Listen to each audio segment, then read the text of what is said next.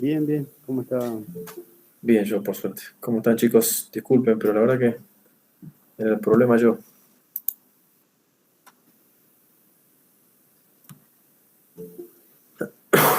¿Aguantamos entonces que 5 minutitos más o querés ir arrancando? ¿Cuántos somos? 55. 55.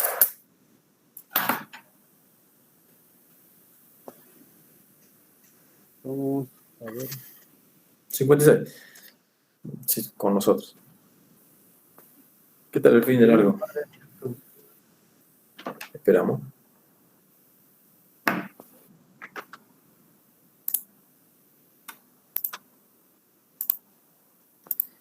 ¿Qué tal el fin de semana largo? Tranquilo. ¿De más tranquilo? Y bueno, aproveché para ir de viaje a visitar a la familia, así que. ¿Qué tal? ¿Cómo anda el norte? Lindo, che. La verdad que mucha gente. Sí, decían que Mucho hubo turismo. muchísimo turismo, che. Muchísimo turismo, decía que hubo. Sí, sí, sí, sí. Mucho movimiento, che, en la ruta. ¿Sí?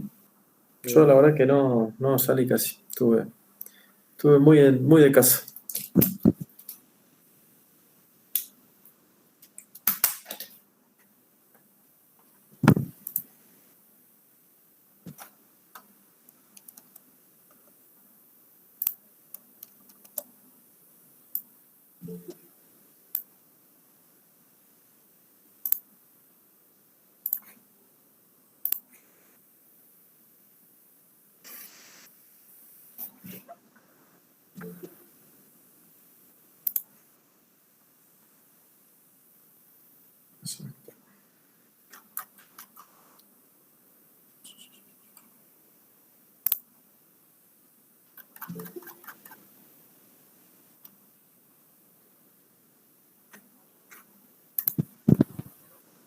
¿Cuál es?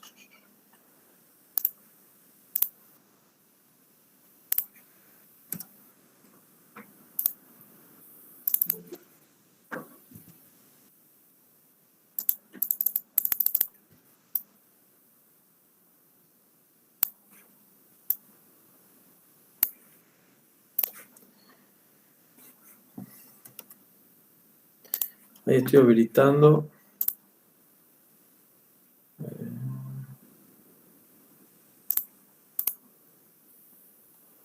No me deja. Estoy habilitando el material del tema que estamos viendo, que no estaba habilitada la teoría. Ahí la habilité.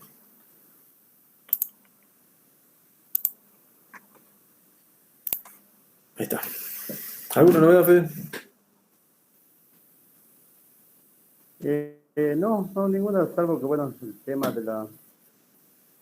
En principio, el tema del transporte me dijeron, van a ser de palabra, ¿no? Que todavía no tengo nada oficial que estarían, digamos, sería habilitando el transporte conforme los pedidos que se van haciendo para asistencia. Ah, bueno, esa era una consulta que tenían los chicos. Está bueno. O sea que funcionaría Pero así normal que me como comentaron de antes. palabra.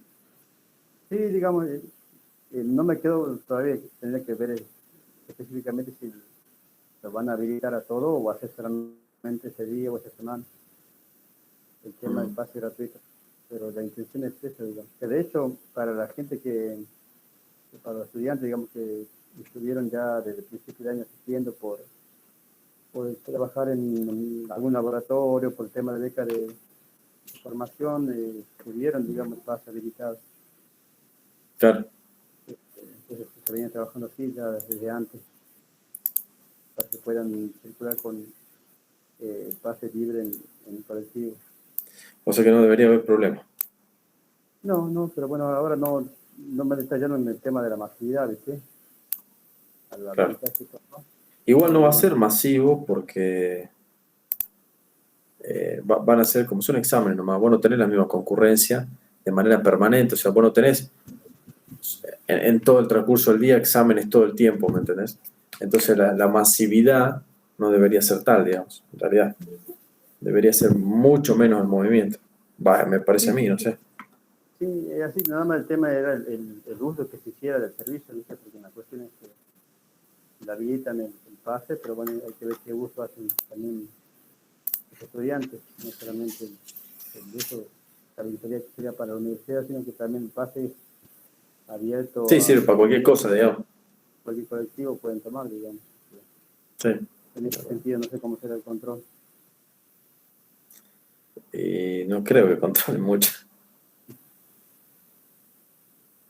Así que, pero bueno, ya más adelante, en la próxima semana, ya seguramente habrá mayores certezas.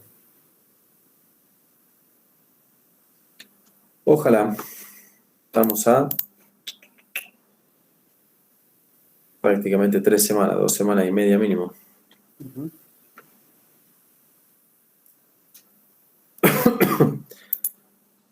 Así que bueno.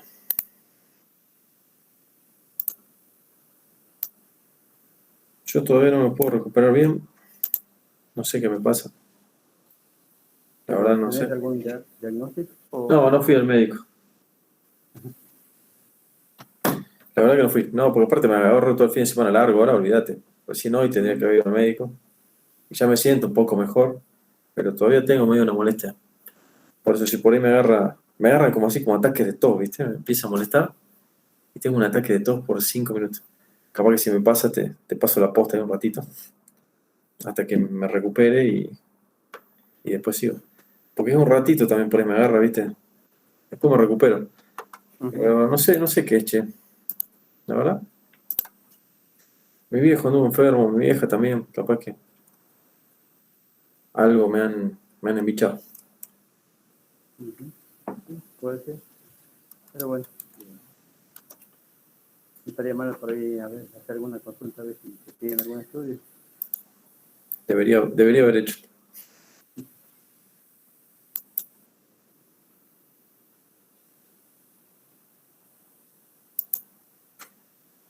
Bueno, ¿crees que vamos arrancando? Dale. ¿Cómo están, chicos? ¿No tienen ninguna consulta de lo que se ha visto en las clases anteriores? ¿O alguna consulta particular?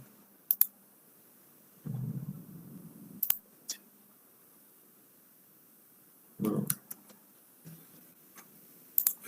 Otra vez. ¿Ninguna consulta?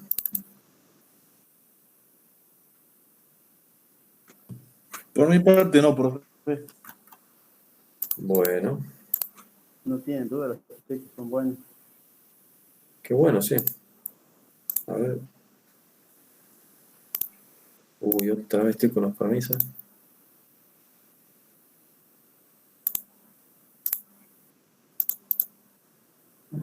Este.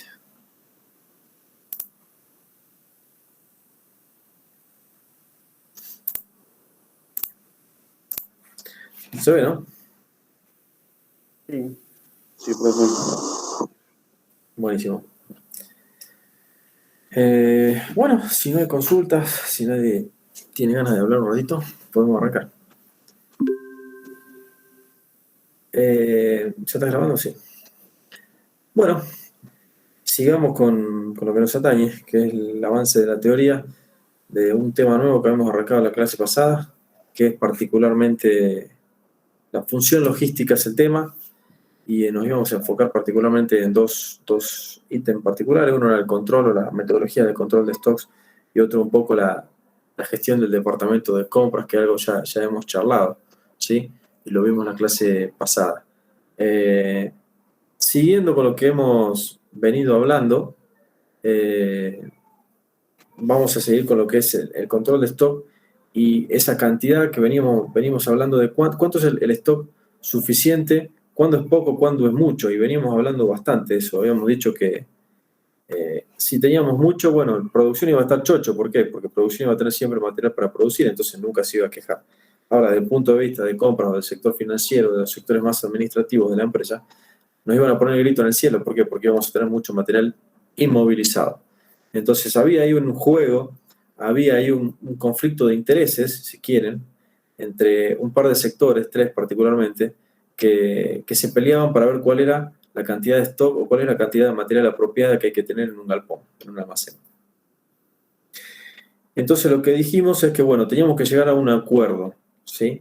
Y para hacerlo vamos a encontrar analíticamente, y después vamos a ver el significado que tiene, una cantidad que íbamos a denominar como óptima, que después vamos a ver que se llama lote económico de compra, lote óptimo de compra, también lo pueden encontrar en alguna bibliografía, que es esa cantidad que conjuga todas estas características, que es lo suficiente como para no cortar la producción, que no tengamos un faltante, ¿sí? Pero tampoco es un exceso que represente un gran capital inmovilizado dentro de nuestro almacén, dentro de nuestra empresa, ¿sí? Entonces dijimos que teníamos que conjugar todas estas partes para llegar a la mejor situación posible y a la mejor decisión posible.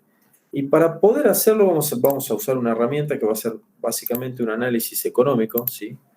Un análisis particularmente de todo lo que es la compra, de todo lo que involucra comprar ese bien y guardarlo, ¿sí? Recuerden siempre que por ahí hablamos de conceptos más amplios, de solamente comprar. El comprar en este caso no solamente va a ser adquirir el producto, sino que va a ser después guardarlo y después utilizarlo en algún punto, digamos. Entonces, mediante este análisis económico de toda la compra en sí, vamos a tratar de alcanzar o vamos a tratar de encontrar ese valorcito, ese pequeño valor, que es la cantidad justa que conjuga todos estos objetivos que tienen los distintos sectores. Cantidades suficientes para no cortar la producción y cantidades suficientes que no sean un exceso y que no representen un gran capital inmovilizado. Entonces, para poder llevar a cabo este análisis, vamos a analizar la compra, como les decíamos. Y la compra está compuesta por varias etapas y por varias partes, si quieren, ¿sí? Dentro de esa compra en sí, ¿sí? Vamos a tener tres componentes fundamentales. Uno va a ser el costo de gestión de compra. El costo de adquirir, de básicamente todo lo que se hace, mayormente de punto administrativo, todo lo que se hace, ¿sí? Para poder adquirir un bien, cualquiera sea, un bien o un servicio, ¿sí? Otro componente de ese costo que estamos analizando, ¿sí? De toda esa gestión, es el costo de adquisición propiamente dicho, que este sí es mucho más sencillo de interpretar, que es básicamente el costo del bien o del servicio, ¿sí? Después uno que es tal vez un poquito más complicado de entender, pero tampoco tanto, que es el costo de almacenamiento propiamente del bien en sí, ¿sí? En este caso sí de un bien, un servicio normalmente no se almacena. Entonces el costo de almacenamiento particularmente es el costo de tener un artículo en un almacén, ¿sí? Tenerlo físicamente esperando en un almacén a ser utilizado, sea materia prima, sea un repuesto, sea un material, lo que sea, ¿sí? Entonces, analizando toda esta gestión de compra, todos estos costos que involucran la compra, haciendo el análisis económico de este costo total, vamos a intentar de encontrar cuál es la cantidad, o sea, el número de unidades, si somos bien específicos, que cumple con todos estos objetivos que charlamos de tener las cantidades suficientes, pero no en exceso. Vamos a arrancar partiendo de definir lo que es el costo total esperado, que es este costo total que estamos hablando, este costo de comprar en sí un bien, y que este costo total, como venimos charlando, está compuesto por estas tres partes que ya mencionamos. El costo de gestión, marcado como C sub G, el costo de adquisición, ¿sí? Marcado como C sub A, y el costo de almacenamiento, marcado como C sub AL, ¿sí? Arranquemos con el costo de gestión. El costo de gestión un poco son todas las tareas administrativas, como veníamos charlando. El costo de gestión es a ver cómo se los explico para que lo entiendan bien, ¿sí? Cuando hablamos del costo de gestión estamos hablando, si ustedes ven la función matemática, y ustedes van a ver que es K por N, siendo K el costo de colocación de una orden de compra, por N que básicamente la frecuencia, o sea, básicamente la cantidad de veces que lo hago, ¿sí? Y la frecuencia a su vez se puede expresar como la demanda, o sea, la cantidad de artículos que compro en un periodo, dividido, ¿sí? La cantidad que compro, o sea, el lote. Si yo consumo 100 y compro de a 10, significa que mi frecuencia es 10. Si mi lote es 10, mi demanda es 100, mi frecuencia va a ser 10, ¿sí? O sea, yo compro de a 10 artículos, compro 10, 20, 30, así hasta llegar hasta 100. Por ende, mi frecuencia va a ser 10, ¿sí? Esto es, creo yo, sencillo. Si no, me frenan y me preguntan. Ahora, lo tramposo, si quieren, o lo más vidrioso de analizar, es la variable K, que es el costo de colocación de una orden de compra. Y esto es netamente administrativo, como ustedes ven ahí, digamos. O sea, el costo de colocación de una orden de compra es todos los gastos en los que yo incurro desde que producción me pide algo, o almacén o mantenimiento me pide algo, hasta que efectivamente yo coloco esa orden de compra. Le digo, sí, a vos, proveedor, te voy a comprar ese bien.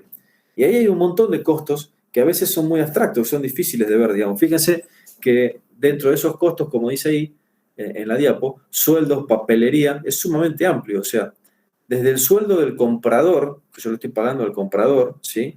Hasta toda la papelería, o sea, todos los artículos de librería que utiliza, hasta si utiliza un teléfono, si utiliza usualmente un vehículo para ir a visitar ciertos proveedores, bueno, todos esos costos se pueden cargar a esta constante K, ¿sí?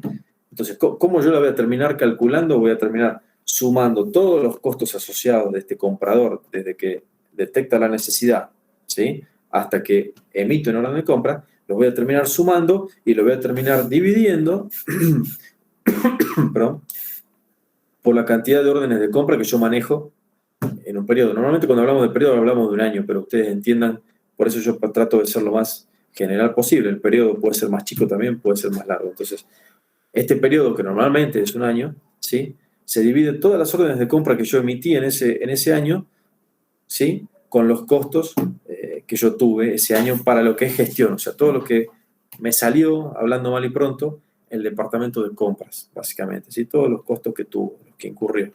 Entonces, esta variable K se determina, o sea, esto lo pueden determinar fácilmente en una empresa. Ustedes, en cualquier lugar en el que entren, pueden charlar con los responsables del sector para decirle, bueno, ¿cuánto me sale esta persona? ¿Cuánto me sale una hora de esta persona? ¿Cuánto me sale la librería? ¿Cuánto me sale un teléfono? ¿Cuánto tiene un vehículo? ¿No tiene un vehículo? Todos los costos asociados a esa gestión de compras se meten en una bolsa y se dividen por la cantidad de órdenes de compra que emiten en un periodo, ¿sí? Entonces, de ahí surge esta variable K, que el nombre neto es costo de colocación de esa orden de compra. ¿Cuánto me costó a mí mover todo el aparato administrativo para poder emitir esa orden de compra, ¿sí? Después, bueno, este costo por la cantidad de veces que lo hago me da, ¿sí?, el costo de gestión total, ¿sí? Este es el primer componente, el primer término, ¿sí?, involucrado en el costo total esperado, que es el que vamos a analizar para después determinar cuál es esta cantidad que nos optimiza todo este costo, ¿sí? El siguiente es el costo de adquisición. Como charlábamos recién, este es mucho más sencillo de interpretar porque básicamente es el valor del bien por los bienes que consumo. O sea, fíjense, la demanda en un determinado periodo, o sea, cuántas unidades consumí en ese periodo por el precio unitario, o sea, es el precio por cantidad, ¿sí? Consumo 100 unidades, sale 10 pesos cada una, serán 1.000 pesos en el periodo, ¿sí? Entonces, es bastante sencillo de calcular, es información que fácilmente consiguen dentro de una empresa. Pero bueno, tiene una particularidad como todo en Argentina, ¿sí? Si ustedes ven, la representación de esa curva es constante, ¿sí? En un periodo. Si yo les preguntara a ustedes si realmente creen que el precio o el monto de adquisición de un determinado bien en un periodo en Argentina es constante, ustedes me responden sí o no. ¿Qué opinan, digamos, con respecto a la economía usual de Argentina, a lo que pasa usualmente en el día a día en Argentina? ¿Ustedes No, creen que eso profe, no. es difícil que se mantenga?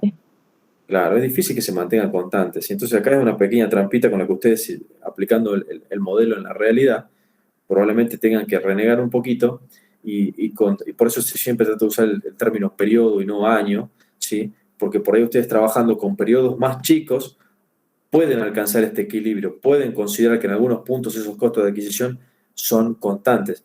Si ustedes trabajan con metodologías de compra, ¿se acuerdan que dijimos que podían comprar por contrato, por lotes, por un montón de formas?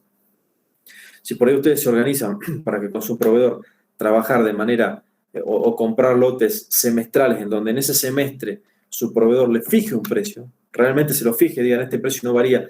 A los 6 meses hacemos una actualización, pero estos 6 meses sale 10 pesos. Bueno, entonces en ese periodo, en esos 6 meses, no en el año, en ese periodo particular, ustedes pueden encontrar, digamos, una cierta constancia o un nivel equilibrado de lo que puede salir un bien. ¿Sí? Entonces, en Argentina es medio complicado, pero bueno, es factible, se puede usar la herramienta acomodándola un poquito para que nos sirva y para que nos dé realmente información muy útil. ¿Sí? ¿Me siguen hasta acá? Cualquier cosa, por favor, me van preguntando. Después, para determinar el costo de almacenamiento, que es el que sigue, ¿sí? Es el último término de este costo total que estamos analizando, para después poder determinar un valor que optimice esa ecuación de costo total y que conjugue todos los objetivos que teníamos en los distintos sectores, de no tener demasiado, pero tener sí lo suficiente para no cortar una línea de producción. El costo que le sigue dentro de esos términos es el costo de almacenamiento.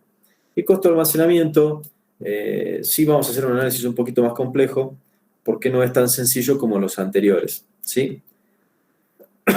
Lo primero que vamos a hacer para determinar el costo de almacenamiento, para entenderlo, vamos a explicar lo que es un diagrama o un modelo de dientes de sierra, un diagrama de dientes de sierra, ¿sí? El diagrama de dientes de sierra se utiliza para representar en el tiempo el consumo de unidades que yo tengo en stock, ¿sí? Si ustedes se fijan, ¿sí? En la curva, ¿sí? En el eje de las X que tenemos el tiempo y en el de las Y las unidades. Y van a tener una curva en azul que representa básicamente el consumo que existe de un bien en el tiempo. ¿Qué significa esto?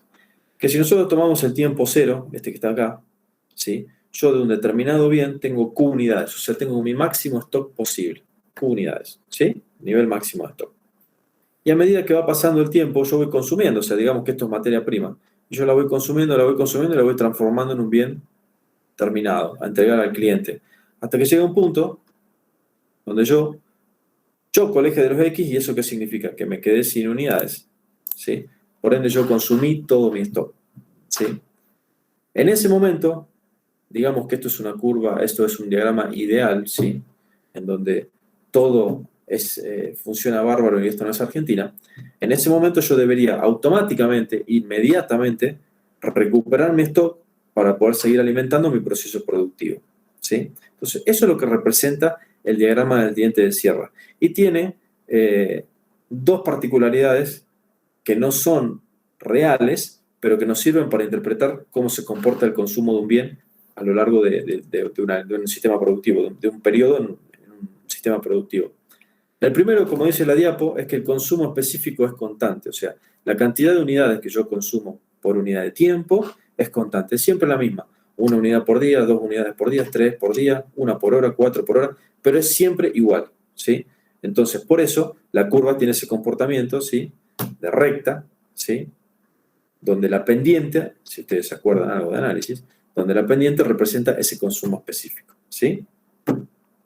Otra particularidad que tiene el sistema es que la reposición de insumo la consideramos inmediata. ¿Se acuerdan que yo les dije, cuando llegamos al eje de los X nos quedamos sin unidades, inmediatamente reponemos, ¿sí? Al punto de stock máximo? Eso en la realidad no sucede tampoco, pero a fines de interpretar el costo de almacenamiento e interpretar el diagrama de diente de sierra, lo vamos a tomar como verdadero. Entonces, esa es la explicación del diagrama de diente de sierra, y eso más o menos, sacando estas salvedades, cómo se comporta el consumo de un determinado bien para ser procesado para obtener un bien final. O sea, yo voy consumiendo, consumo hasta que se acaba, repongo, consumo y vuelvo a reponer el bien, y así sucesivamente. Por eso se llama diagrama de dientes de sierra, porque si ustedes se fijan la formita, ¿sí? Es como si estos fueran un serrucho, ¿sí? Dientes de sierra, ¿sí? Entonces, particularidades de este diagrama, que a medida que, como dice la diapo, a medida que aumenta la frecuencia, se agregan triángulos, ¿sí? Entonces, a medida que yo voy consumiendo más rápido, voy comprando más rápido, se hacen cada vez más triángulos, cada vez más chiquitos, en donde probablemente, esto es una imagen, no puedo cambiar, pero donde probablemente también observen que la pendiente de esa curva seguramente va a ser mucho más pronunciada, ¿sí? ¿Por qué? Porque el consumo es mucho más rápido en un caso que en el otro, ¿sí? Después se puede dar la particularidad de que si el consumo es cada vez más lento, esta pendiente tiende a ser cada vez menos pronunciada y por ende, ¿sí? el triángulo sea más ancho, o sea, se ensanche la base del triángulo y la frecuencia de consumo, la frecuencia con la que se acaba mi producto, sea cada vez más distanciada, ¿sí? Cada vez más chica a lo largo de un periodo, ¿sí? Entonces, otra particularidad que tenemos que entender para poder entender lo que sigue es que vamos a considerar que el área que está por debajo, ¿sí? de la gráfica de la curva de consumo representa el costo de almacenamiento, ¿sí? De un determinado bien particular, ¿sí? ¿Me siguen hasta ahí? Entonces, como particularidad, si yo aumento la frecuencia de consumo, voy a tener muchos triangulitos, si la bajo, voy a tener un triángulo grande. Y si consideramos que la superficie que está por debajo de la curva de consumo, ¿sí? Esta, del azul, es el costo de almacenar un determinado producto, podemos llegar a la conclusión de que podemos calcular aproximadamente cuál es el costo ese tomando la superficie del triángulo. La segunda particularidad que vamos a tener en cuenta, ya sería la tercera particularidad, es que este nivel de stock que ustedes ven en la curva no se mantiene de T0 a T1 siempre constante. Como yo voy consumiendo unidades, mi almacén se va vaciando, ¿sí? Entonces va a haber un punto donde el almacén va a estar totalmente lleno y va a haber un punto cerca de T1 donde mi almacén va a tener muy poquitas unidades dentro del almacén, ¿sí? Entonces, yo no podría decir que ese almacén está permanentemente lleno. Entonces, el costo de almacenamiento es como considerar que el almacén estuviera permanentemente lleno. Lo que sí puedo considerar que va a simplificar los cálculos es decir que si el ritmo de consumo es constante, que en un determinado periodo de T0 a T1, el almacén va a estar aproximadamente siempre en un 50% lleno. ¿Me entienden hasta ahí? ¿Sí? Es como decir, yo no puedo considerar para costear ese almacenamiento que está siempre lleno, tampoco lo puedo considerar vacío, o sea, ni T0 ni T1. Ahora, yo sí puedo decir, como el consumo es constante, que aproximadamente en un determinado rango de tiempo hay un 50% del almacén que siempre está lleno. Entonces, ¿cómo yo voy a calcular el costo de almacenamiento? Como la superficie del triángulo, ¿sí? Sobre 2. O sea, el 50% de esa superficie. Y si ustedes se acuerdan un poquito de cómo es la superficie del triángulo, van a ver que es base por altura sobre 2. ¿Sí? ¿Me siguen hasta ahí? Donde la cantidad, por supuesto, está considerada el 50% por lo que acabamos de charlar. ¿Me siguen hasta ahí? Haciendo esa suposición que acabamos de hacer, podemos empezar a analizar lo que es el costo de almacenamiento. Y el costo de almacenamiento tiene otra particularidad. Fíjense que en su curva, ¿sí? Parte del origen, ¿sí? Por más que ahí parezca que parte de un poquito más arriba, pero parte del origen. Y eso tiene una razón muy lógica. ¿Cuál sería? ¿Sí? Que si no hay nada almacenado, el costo de almacenamiento va a ser cero, digamos, ¿sí? Esto tiene una razón particular, por supuesto, ¿sí? En el caso de que yo no almacene, no tengo costo de almacenamiento, lo cual es perfectamente lógico, ¿sí? Pero ahora, ¿cómo lo vamos a calcular el costo de almacenamiento? Para poder calcular el costo de almacenamiento no solo vamos a tener consideración del espacio, que es lo que charlamos recién en función del diagrama, sino también el costo, cómo yo monetarizo, cómo yo cuantifico cuánto vale ese producto que yo tengo guardado. Porque si no estamos hablando de espacio o de unidades físicas, ni uno ni otro contempla nuestro fin, que es hacer un análisis económico, ¿sí? Entonces, ¿cómo yo cuantifico cuál es el costo de almacenamiento en términos monetarios? Y para poder cuantificarlo voy a usar otras dos variables que están descritas ahí, que uno es el precio unitario, o sea, voy a cuantificar con lo que vale, ¿sí? ese bien, ¿sí? Y después lo voy a multiplicar también por P, que es una tasa de inmovilización. O sea, yo cuantifico en dinero cuánto es lo que tengo almacenado, ¿sí? Y le aplico una tasa, que es una tasa de inmovilización o una tasa de almacenamiento. Es un porcentaje, ¿sí?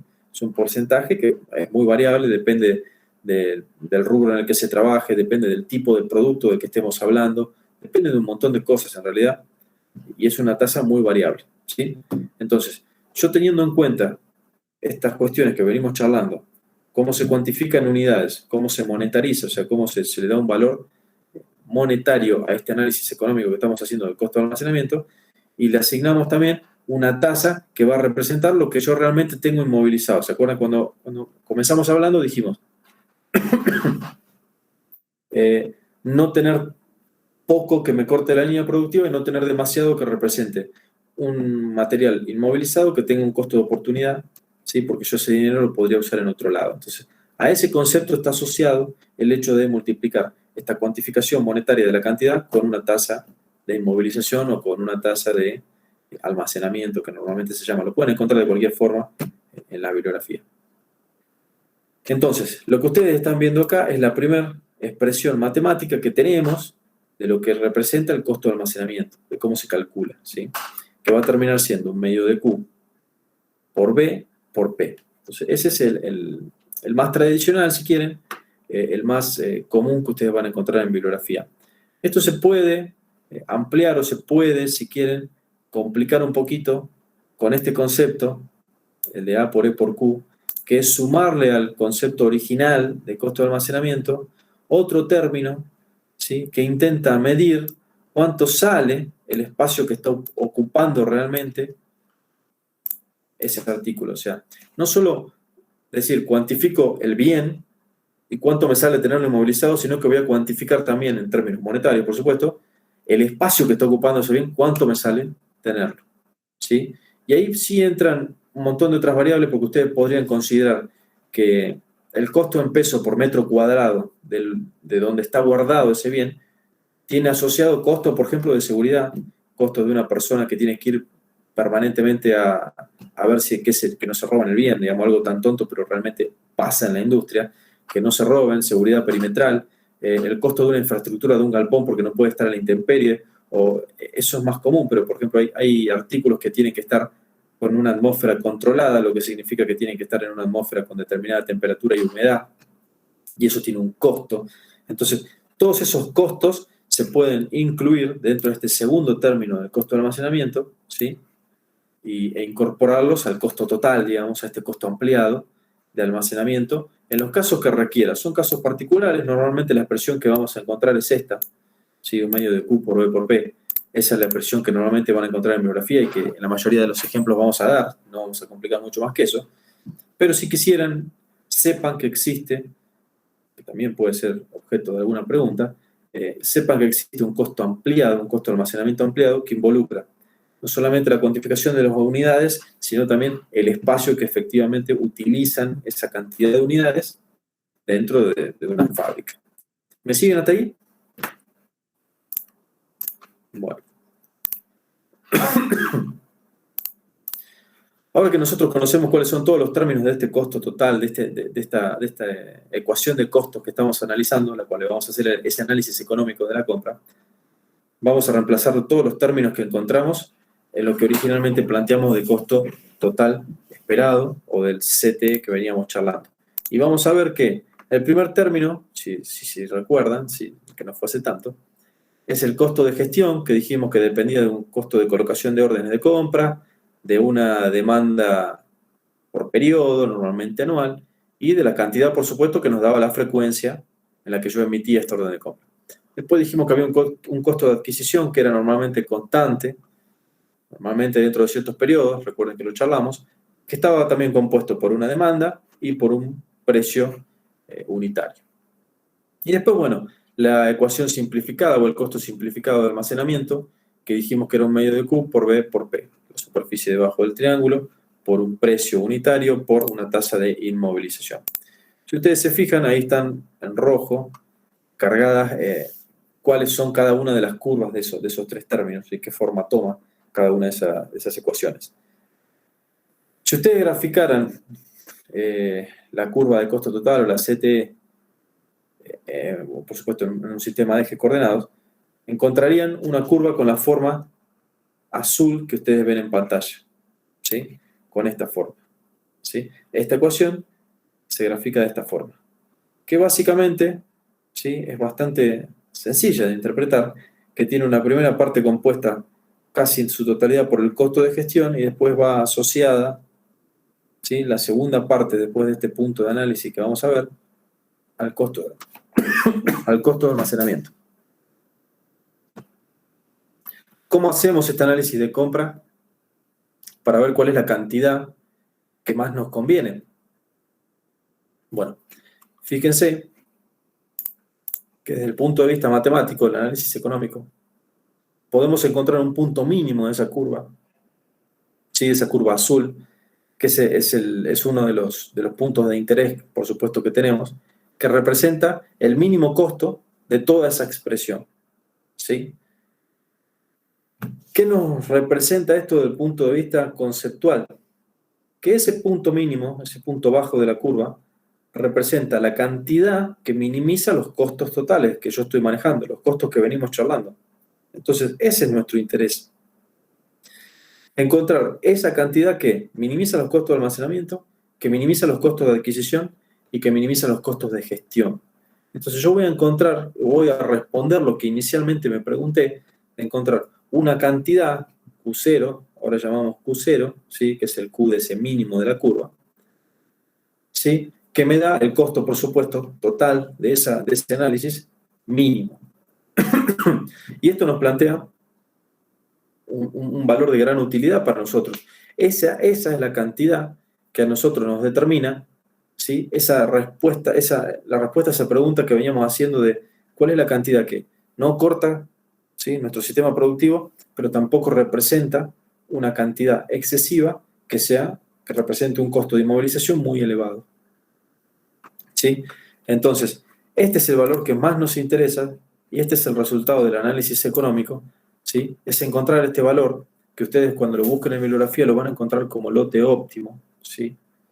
O lote económico de compra. Nosotros normalmente usamos el término lote económico, ¿sí? Y la expresión matemática que toma ese lote económico es bastante sencillo, porque si ustedes se fijan y si ustedes se acuerdan de algo de análisis, si ustedes derivan y buscan los mínimos de esta ecuación, ¿sí? Deberían encontrar cuál es la expresión de ese punto. Y la expresión de ese punto va a estar dada, como lo muestra acá la diapositiva, por ese pequeño valorcito. Que si ustedes utilizan, como les digo, herramientas de análisis que ya deberían conocer, pueden encontrar cuánto vale ese Q, ¿sí? Y ese Q es el que nos interesa, ese es el lote económico que venimos charlando, ¿sí? El lote económico, ¿por qué va a estar dado? Matemáticamente, por la raíz de 2 veces K, el costo de gestión, por la demanda del periodo, la demanda anual normalmente, sobre B, que era el valor del bien, el precio del bien, ¿se acuerdan? Por P, que era la tasa de inmovilización, o la tasa de almacenamiento que charlamos cuando hablamos del costo de almacenamiento. ¿Sí? Si ustedes reemplazan ese Q en la ecuación de costo que venimos charlando, por supuesto vamos a encontrar ese Q económico, ese costo total económico, si quieren, ¿sí? El valor asociado a la curva, ¿sí? Y si ustedes después reemplazan el valor del lote económico, del Q económico, en el concepto de frecuencia, van a encontrar respuesta a la segunda pregunta que nos hicimos. Primero nos dijimos cuánto y después dijimos cuánto. Y el cuándo, o sea, la frecuencia en la que yo voy a tener que comprar ese lote económico, la encontramos reemplazando en la fórmula de frecuencia la demanda que yo tengo por el lote económico. Entonces, eso es lo que nos va a dar la respuesta a las 2 preguntas que nos hicimos. ¿Cuánto compro y cuándo, ¿sí? Lo compro?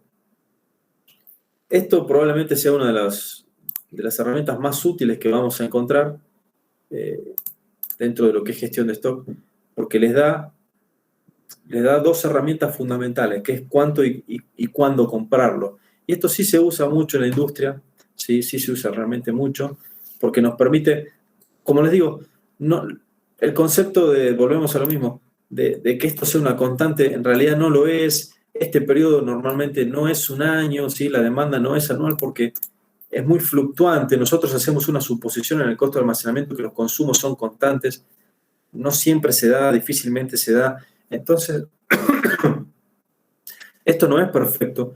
No les va a dar algo 100% fiable, si quieren. O sea, no se va a cumplir a rajatabla en la industria, pero sin duda le va a dar un puntapié inicial que va a estar dentro de un rango de error de no más del 10%. O sea, no van a equivocarse más que por esos valores, digamos, por estas cuestiones que venimos charlando, porque nosotros hacemos consideraciones de idealidad que no se respetan, mucho menos en Argentina. Precios constantes, demandas constantes, eso es muy difícil que en un país como el nuestro se dé. Entonces, si ustedes pretenden que con el valor que encontraron sea rajatabla lo que pase en la realidad, probablemente no pase, se choquen con una pared, pero estos términos, estas herramientas son tremendamente importantes, tremendamente útiles para fijar un punto de partida. Como les digo, con un rango de error no mayor al 10%, más o menos 10% de eso no van a estar, ¿sí? Va a ser un poquito más alto, un poquito más baja la respuesta real, pero va a estar dentro de ese rango. Entonces, es un puntapié inicial muy, muy importante para que ustedes, si el día de mañana tienen que implementar en algún almacén o trabajar con alguna empresa que quiera ordenar un poquito sus compras, sus stocks, es una excelente herramienta para poder comenzar a ordenar todo este sistema, digamos, ¿sí? ¿Me siguen hasta ahí? Si complicamos un poquito la cosa, como dijimos, con el costo de almacenamiento, y agregamos este segundo término, que era el costo básicamente del espacio que utilizan esas unidades, ¿sí? Vamos a encontrar un lote económico prima, ¿sí? Un QE prima, ¿sí? Que va a tener, por supuesto, otra ecuación, que va a tener otra forma, por supuesto, ¿sí? Su expresión va a ser un poquito más compleja y va a agregar dentro del término de esta raíz el producto de A por E, ¿sí? Abajo, en el cociente, para poder encontrar el nuevo lote económico, ¿sí? Pero eso es básicamente matemática, no hay más complejidad que esa, simplemente agregar un término y volver a despejar y ver qué término se encuentra, ¿sí?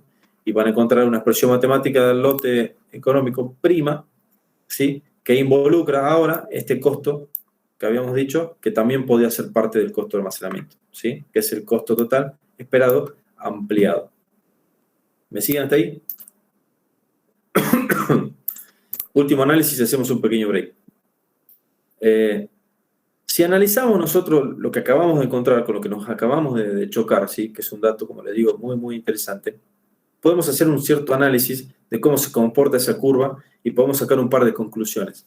Así como lo hicimos del punto de equilibrio, si se acuerdan, nosotros también en este caso podemos encontrar un par de conclusiones que nos van a ser muy útiles el día de mañana cuando lo llevemos a la práctica. ¿Qué podemos decir? Primera conclusión. A medida que la frecuencia de compras aumenta, disminuye el tamaño del lote a comprar, ¿sí? Por supuesto, yo compro más seguido, compro menos cantidad, ¿sí? Porque la demanda se mantiene. Si pasa eso, ¿qué pasa? Disminuye el costo de almacenamiento, porque son cantidades más pequeñas. Pero aumenta el costo de gestión. ¿Por qué? Porque aumenta mi frecuencia de compra. Si aumenta mi frecuencia de compra, significa que yo cada vez emito más órdenes de compra.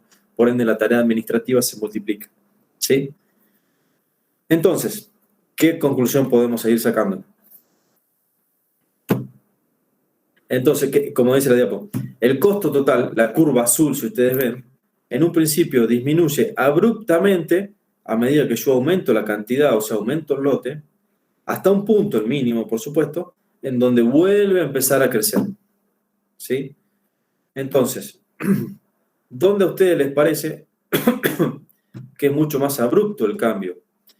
Y se va, es evidente por solo ver la gráfica, se van a dar cuenta que a la izquierda, por esta zona del gráfico, de este lote, de esta cantidad económica óptima, el cambio es mucho más abrupto que si nos vamos a la derecha, ¿sí? Porque por supuesto se aplana porque toma más la forma del costo de almacenamiento. Entonces, ¿qué nos permite, interpretar o qué nos permite concluir? Que en el caso de que yo tenga que tomar una decisión de si optar por un lote de compra un poquito más alto o un poquito más chico, siempre me va a convenir irme hacia la derecha. ¿Por qué? Porque es mucho más plana la curva. Entonces, a medida que yo haga grande mi lote de compra, mi costo no va a repercutir tanto en suba como si me fuera para la izquierda. Si yo me voy para la izquierda comprando lotes cada vez más chicos, mi costo se va a ir multiplicando cada vez más rápido, cada vez va a ser más caro mi costo total. Ahora, si yo me voy a la derecha, no va a pasar eso. Entonces, conclusión básica, en el caso que yo no pudiera adquirir el Q0 o el Q óptimo, el Q económico, perdón, siempre voy a tender a comprar un poquito de más, aumentando ligeramente el costo de almacenamiento, pero disminuyendo el costo de gestión. ¿Me siguieron hasta ahí? ¿Sí? Esa es la primera conclusión dentro de lo que es el análisis de esta curva que podemos hacer. ¿Sí? Es muy sencilla, es simplemente de ver la curva, uno lo puede interpretar, como charlamos con el punto de equilibrio. Y creo que está claro. No sé si tienen alguna pregunta hasta acá. Hagamos un pequeño descansito. Yo me voy a tomar un vaso de agua y después seguimos. ¿Les parece? Fede, ¿querés que cortemos 10 minutitos? Dale. Bueno. Entonces, chicos, son y 50. Sigamos a las 16. A las 16:00. Bueno, sigamos, o intentemos por lo menos. Vamos a ver si me acompaña la voz.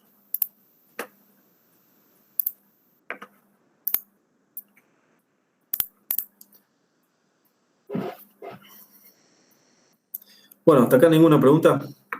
¿Sí? Haciendo este análisis económico que acabamos de llevar a cabo, obtenemos las dos respuestas que veníamos buscando con las que iniciamos este análisis, ¿sí? Con las que iniciamos el planteo del control de stocks, cómo hacemos un control de stock y cómo conjugamos todos estos objetivos que tienen todos los sectores de la empresa para dejar conforme a todo el mundo, básicamente. Y lo que encontramos fue el cuánto y el cuánto. ¿Sí? El cuánto mediante el lote económico y el cuándo, o sea, cuándo comprar ese lote económico, reemplazando el valor del lote económico en la fórmula o en la ecuación de frecuencia. Entonces respondimos estas dos preguntas que nos habíamos hecho, que un poco era el objetivo de todo el análisis que estábamos haciendo. ¿No tienen ninguna consulta hasta acá? ¿Se entendió? ¿Se interpretó? ¿Conceptualmente se entiende de qué estamos hablando? ¿Qué es el lote económico? ¿Por qué lo encontramos? ¿No? Bueno. Pero solo una pequeña pregunta. Sí. Si me dijeran un dato de costo de almacenamiento unitario, es como que me estuvieran diciendo cuánto es el precio unitario por la tasa de inmovilización dividido entre dos.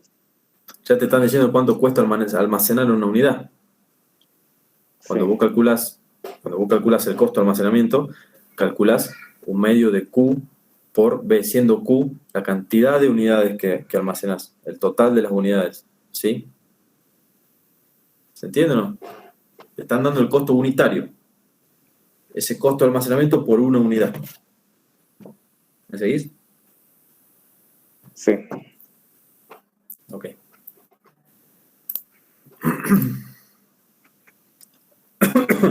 Bueno, me van frenando cualquier cosa. Ahora nosotros respondimos a esta pregunta que estaba buena, que era cuánto y cuándo, pero ¿qué pasa si no se da alguna de las situaciones ideales que planteamos? Nosotros dijimos que la tasa de consumo era constante, que las reposiciones eran inmediatas. Ninguna de esas cosas normalmente pasa en la realidad. Entonces, en la realidad, ¿qué hacemos? ¿Sí? Y bueno, para poder sortear todos estos inconvenientes, todas estas fluctuaciones que normalmente nosotros no podemos controlar, nace otro concepto, que es el stock de protección. El stock de protección, como bien su palabra lo dice, intenta protegernos, intenta cuidarnos de todas estas anormalidades o todas estas situaciones que se escapan del ideal. ¿Sí? Como dice la diapo, si hay una demora de reaprovisionamiento, ¿se acuerdan que nosotros dijimos era instantánea? Automáticamente, mágicamente, tengo unidades en el almacén. Eso no pasa nunca. Entonces, ¿qué pasa si un proveedor se comprometió conmigo a entregarme cierta cantidad de unidades el martes y estábamos a viernes y no me entregó? ¿Sí? Con el concepto de ese ideal, el martes ya hubiera cortado la producción o el miércoles a la mañana. Hubiera tenido que parar la producción por no tener stock. ¿Sí?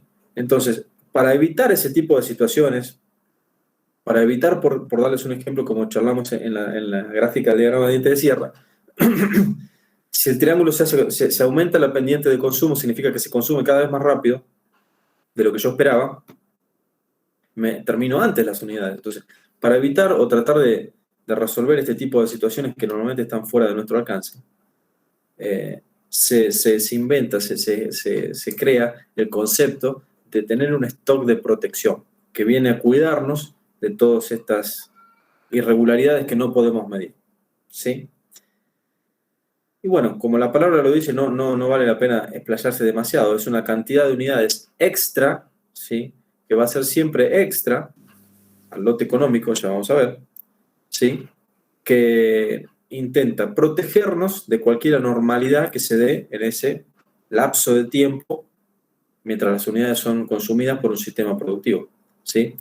Entonces, si charlamos un poquito de los daños, también vamos a charlar un poquito de los daños que hace el no tener stock, que ya lo venimos charlando. Vamos a ver lo importante que resulta prever este tipo de situaciones.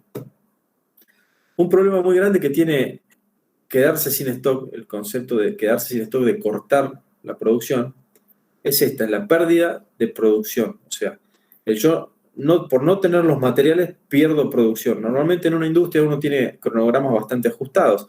Si ustedes se acuerdan lo que vimos en control de producción en los Gantt que utilizábamos, siempre se está buscando, siempre estamos viendo cómo optimizar los tiempos para que en el menor tiempo posible seamos lo más productivos. O sea, produzcamos la mayor cantidad posible de bienes usando de la mejor manera posible el tiempo. Entonces, el hecho de no tener materiales no me permite cumplir con esta planificación, con este cronograma. Y eso es muy perjudicial para la empresa, ¿sí? Porque es una caída de la productividad brutal. O sea, tiempo que yo podría estar produciendo, no lo hago. Y tengo tiempo muerto por máquinas, tengo tiempo muerto en operarios, tengo una serie de pérdidas asociadas al no tener el material que económicamente son significativas y son totalmente evitables, digamos, ¿sí? Pérdida de ingresos por venta. O sea, el hecho de no producir implica que yo no tengo la unidad para dársela al cliente cuando me la pide. Pierdo dinero, lisa y llanamente.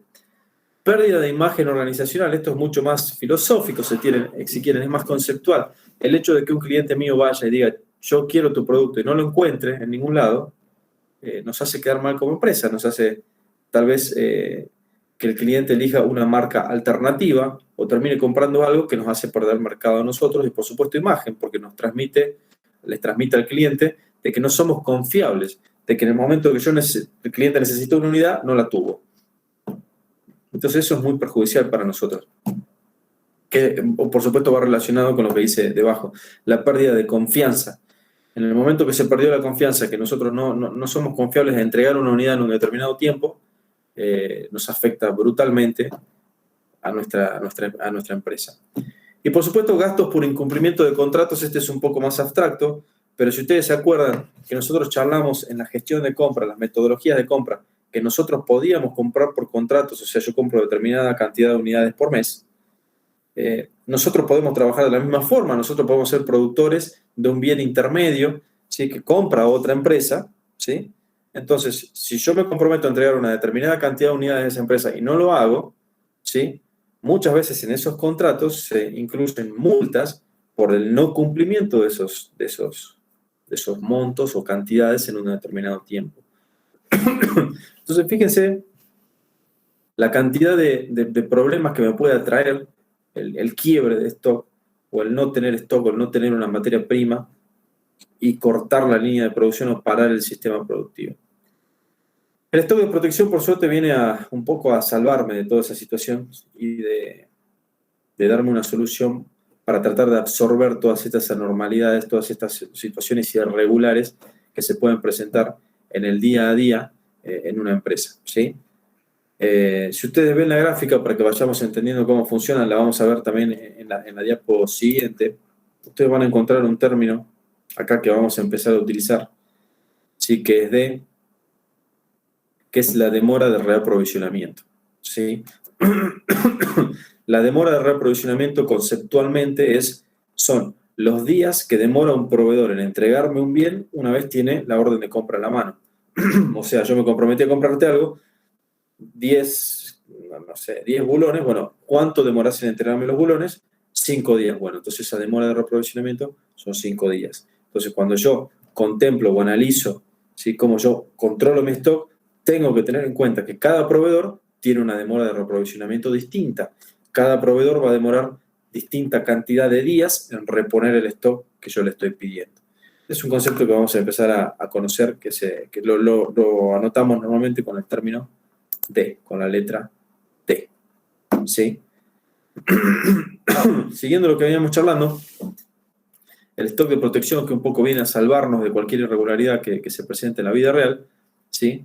Está por debajo, fíjense, del lote económico. O sea, es una cantidad que se suma, ¿sí?, a la del lote económico. Si ustedes ven bien acá, el lote económico está representado entre estos dos puntos, y tenemos un stock de protección que está por encima, ¿sí?, en este caso por debajo de la tabla, pero eso me refiero a que es una cantidad por encima de la del lote económico, ¿sí?, que nos va a ayudar o que intenta, ¿sí?, evitar cualquier tipo de quiebre de stock. La fórmula o la expresión matemática que nos permite calcular ese stock de protección para hacerlo más sencillo es la que se muestra acá, ¿sí?, y está compuesta por tres variables, por tres factores a analizar. Uno va a ser el factor de riesgo, ¿sí?, expresado con H en este caso. Otro va a ser el consumo diario y otro va a ser la demora de reaprovisionamiento. Entonces, ¿cómo lo calculamos? Por el consumo, ¿sí?, por la demora de reaprovisionamiento raíz por un riesgo, un factor de riesgo que determina básicamente qué tan dispuestos estamos nosotros a asumir un quiebre de stock. ¿Qué significa con esto? Que si yo asumo un riesgo muy bajo, si asumo un factor de riesgo muy bajo, mi stock de protección va a ser muy alto. ¿Sí? ¿Por qué? Porque no me quiero arriesgar. Y si yo asumo un riesgo muy elevado, o sea, yo quiero correr el riesgo, o sea, estoy dispuesto a asumir ese riesgo, mi stock de protección va a ser muy chico. O sea, es lógico conceptualmente cómo se maneja el stock de protección. A menores riesgos para asumir de un quiebre de stock, tengo stock de protección más alto. A mayores riesgos, o sea, a mí no me preocupa. Tal vez es un tipo de industria en el que quedarme sin stock y parar la producción no es algo que me afecte, ¿sí? Eso depende del rubro en el que ustedes estén manejando. No me afecta, entonces decido correr un riesgo muy alto y trabajar con el stock mínimo, entonces el stock de protección va a ser muy chiquito, ¿sí? Ese es conceptualmente cómo funciona el stock de protección, ¿sí?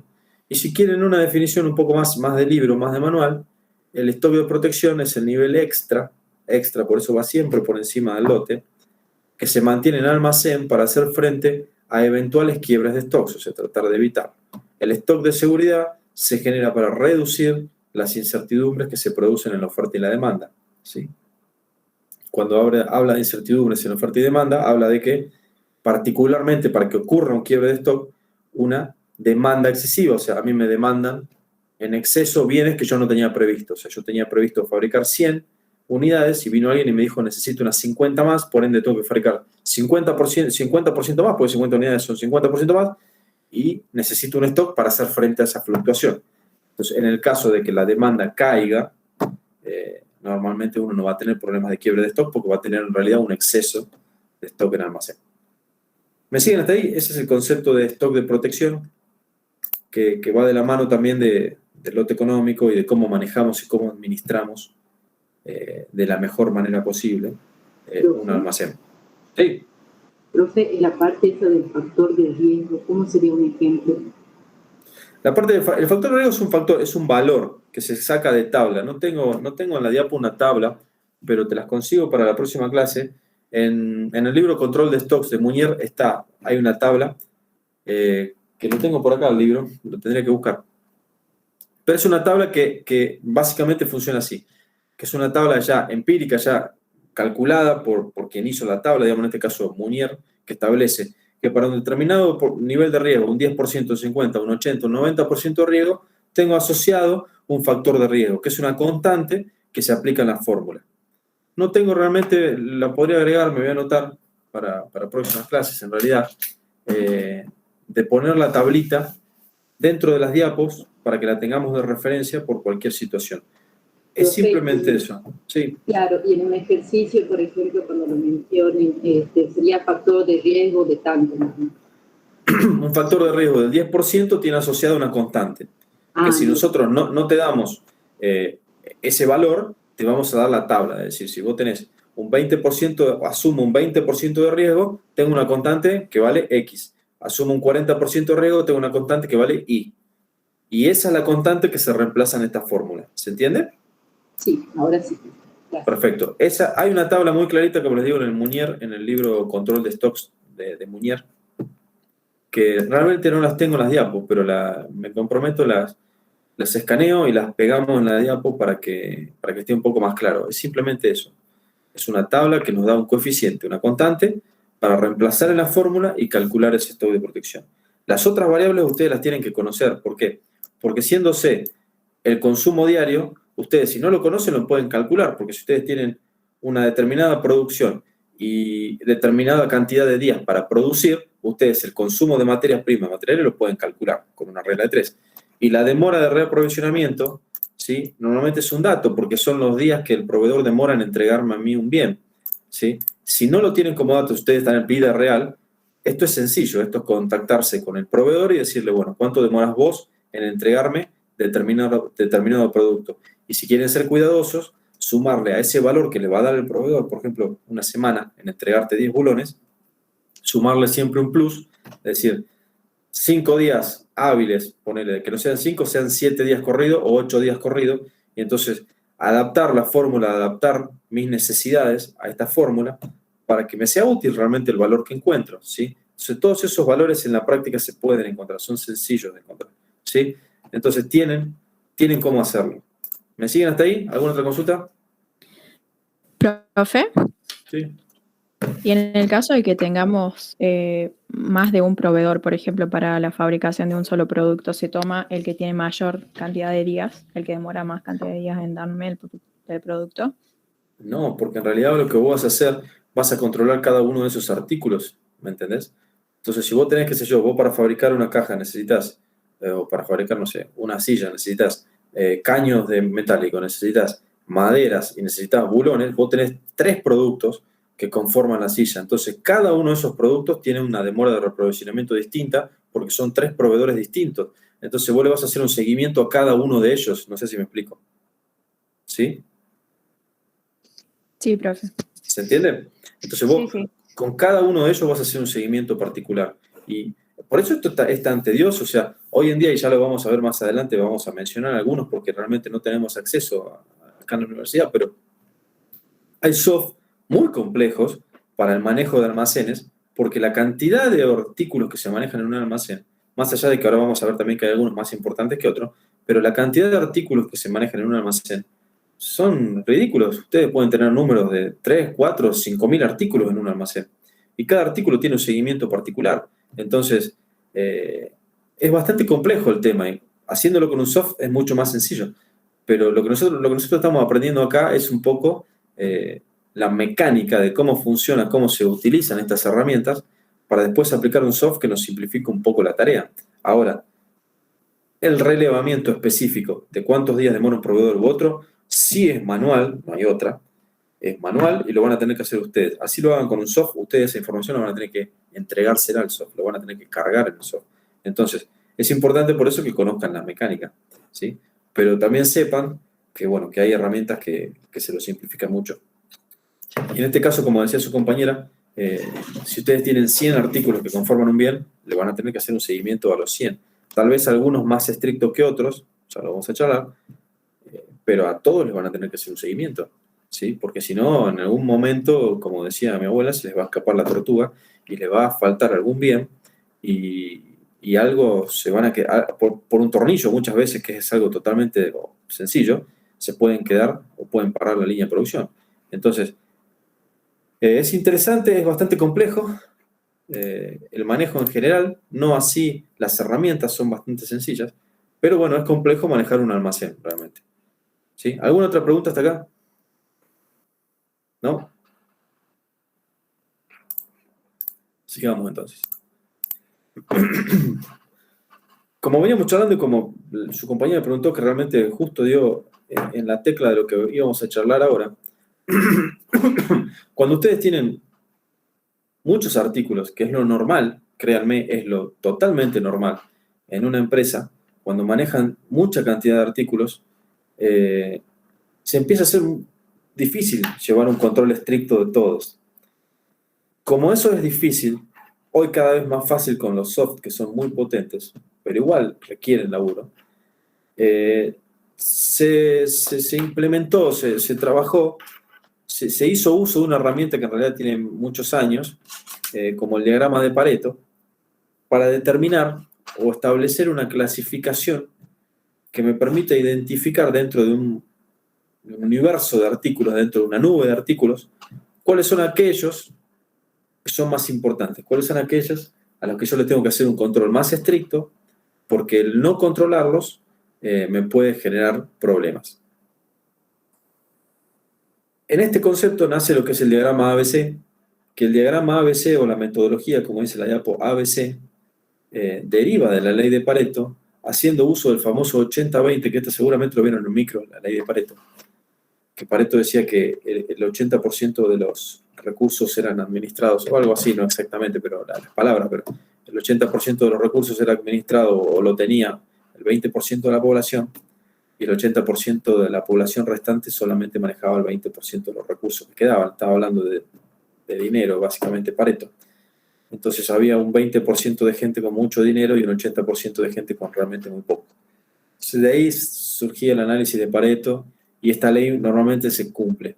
Y haciendo uso de esta herramienta, se idea lo que es el diagrama ABC, que nos permite clasificar o identificar ese 20% a nosotros nos va a interesar particularmente, un 20% de artículos, ¿sí?, que manejan un 80% del presupuesto normalmente. O sea, estamos buscando dentro de un universo de artículos, ¿sí?, segmentarlos de forma de identificar aquellos que se llevan el mayor protagonismo, en este caso particular, el mayor monto del presupuesto. Como dice la diapo, es una metodología minuciosa, ¿sí? Es un control minucioso de ciertos artículos y no de todos. ¿Por qué? Porque controlar todos es excesivamente caro, ¿sí? Es imposible controlar 5.000 artículos, de los cuales dentro de los 5.000 artículos hay arandelas y hay tornillitos que son primero baratos, se pueden comprar con mucha facilidad, no tienen tiempo de reprovisionamiento complicados, no son costosos. Entonces, por ahí, administrar o controlar de manera muy cercana este tipo de artículos suele ser muy tedioso e innecesario. Entonces, establecemos esta metodología que nos permite identificar o segmentar cuáles son aquellos productos a los que les vamos a dar más atención, a los que les vamos a dar un poquito más de bolilla, ¿sí?, para controlarlos bien de cerca a esos, y al resto de los productos nadie dice que no los vamos a controlar, sino que vamos a tener un control un poquito más laxo. Lo vamos a manejar con menor importancia que a este 20% que maneja mucha parte del presupuesto, ¿sí? Entonces, conceptualmente, definición del libro. La clasificación ABC es esta metodología de segmentación de productos de acuerdo a criterios preestablecidos, tales como costo unitario y el volumen anual demandado. O sea, es una segmentación. Eso es lo importante que se tiene que llevar. Vamos con esta herramienta a segmentar y elegir determinada cantidad de bienes que nos representan un gran costo dentro del presupuesto. Y el no tenerlos o el no comprarlos como corresponde o en las cantidades que no corresponden, nos va a generar un sobrecosto o nos va a generar problemas mayores que el resto de los productos que impactan mucho menos en mi presupuesto. ¿Me siguen hasta ahí? Esa es simplemente una introducción a lo que es básicamente Pareto.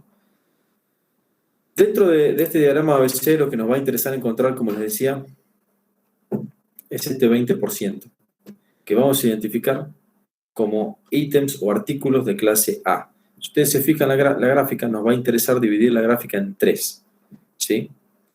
En artículos clase A o ítems clase A, en artículos clase B y en artículos clase C, siendo el de mayor importancia los artículos de clase A y de menor importancia en el presupuesto los artículos de clase C.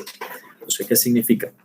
Que los artículos de clase A, si ustedes ven la gráfica, son, en la gráfica, los que están de verde, son relativamente pocos, ¿sí?, en cuanto a ítems físicos, o sea, en artículos reales, pero manejan un costo muy elevado, ¿sí?, del presupuesto, un costo muy elevado de mi gasto total, ¿sí?, como se llama, como está acá, la demanda anual valorizada, que es un término que ahora vamos a profundizar. Si ustedes se fijan, después vamos a clasificar artículos clase B, que son los que están en violeta en la pantalla, que representan un 30% de los ítems físicos, o sea, de los artículos reales, ¿sí?, y representan aproximadamente, si ustedes ven la diferencia, un 15% del presupuesto o un 15% de mi demanda anual valorizada. Después vamos a tener los artículos C, que están acá medio, un color rojo, medio naranja, que son el 50%, fíjense que estos dos suman el 50%, y bueno, el 50% de los ítems físicos restantes lo vamos a clasificar como C, artículo clase C, y que representan nada más que un 5% de mi presupuesto o mi demanda anual valorizada. Esa es la clasificación A, B, C que nosotros vamos a hacer de todos los artículos, de todo el universo de artículos que manejemos en un almacén. Profundizando en los términos que venimos charlando, que recién mencionamos, ¿qué vamos a necesitar para poder hacer uso de esta herramienta, para poder aplicarla? Lo primero que vamos a necesitar, vamos a tener que empezar a conocer, por supuesto, es el inventario, o sea, la cantidad de unidades que yo manejo en un determinado periodo de tiempo. Como normalmente el tiempo que se usa en la bibliografía es de un año, ¿sí? Por eso la demanda anual valorizada y todo referencia a un año, vamos a considerar en este caso también un año, pero siempre tengan en cuenta que esto se puede hacer en otro tipo de periodos. Lo primero que yo voy a necesitar, como les decía, es el inventario. Después, ¿cuánto cuesta cada uno de esos artículos? Lo tercero que yo voy a necesitar conocer va a ser mi demanda anual, o sea, en un periodo, en un año, cuánto consumo de un determinado bien. Y el otro ítem que voy a necesitar conocer va a ser el monto total invertido anual, que va a ser muy sencillo de calcular, que va a ser mi demanda anual valorizada, que va a ser simplemente multiplicar o encontrar el valor de la demanda anual, o sea, la totalidad de artículos que yo consumo en el año, por el precio unitario. Y eso me va a dar el monto total de un determinado artículo invertido en el año, ¿sí? Cuando hablemos de demanda anual valorizada, estamos hablando de demanda, productos, unidades físicas, anual en el periodo de tiempo, valorizada, monetizada por el precio unitario, ¿sí? Entonces, cuando hablemos de demanda anual valorizada, estamos hablando básicamente del presupuesto anual de ese artículo particular. ¿Me siguen hasta ahí? ¿Por qué uso la palabra presupuesto? Porque yo no quiero confundirlos, pero quiero también que ustedes empiecen a vincular todos los conceptos que manejamos en la materia. Si yo les digo, y al principio del tema, cuando hablamos de la gestión de compras, cuando hablamos de un presupuesto de compras, cuando hablamos de que comprábamos un determinado ítem y necesitábamos conocer un presupuesto anual, ¿sí? Bueno, de esto estamos hablando, de conocer cuántas unidades yo consumo en un año y cuánto valen esas unidades. Esto es una herramienta ideal, fundamental, para yo poder presupuestar anualmente cuánto voy a gastar en un determinado artículo, ¿sí? Por eso me gusta por ahí mezclarle, no mezclarle, sino utilizar distintas palabras que vinculan todos los temas que venimos viendo en la materia. También les repito, si hay algo que no queda claro, por favor me frenan y lo charlamos un ratito más. Entonces, ese monto total invertido, ese presupuesto anual de un determinado artículo es la demanda anual valorizada, ¿sí? Y se calcula como recién dijimos, cantidades por precio, las cantidades en el año. Para poder construir el diagrama ABC, lo que yo voy a necesitar va a ser armar una tabla como esta. Después yo voy a terminar graficando estas dos columnas que están acá marcadas en rojo. En donde yo, ¿cómo la voy a construir? Yo para poder construir un diagrama ABC necesito conocer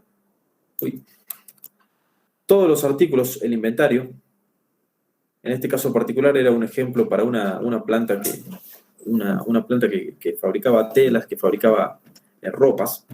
Y lo primero que necesito conocer es todo lo que uso, mi inventario. Y fíjense que dentro de este inventario figuran un montón de artículos como tela A, tela B, tela C, tela D, tela E, tela F, no importa. Botones, hilos, tijeras, papeles, tizas.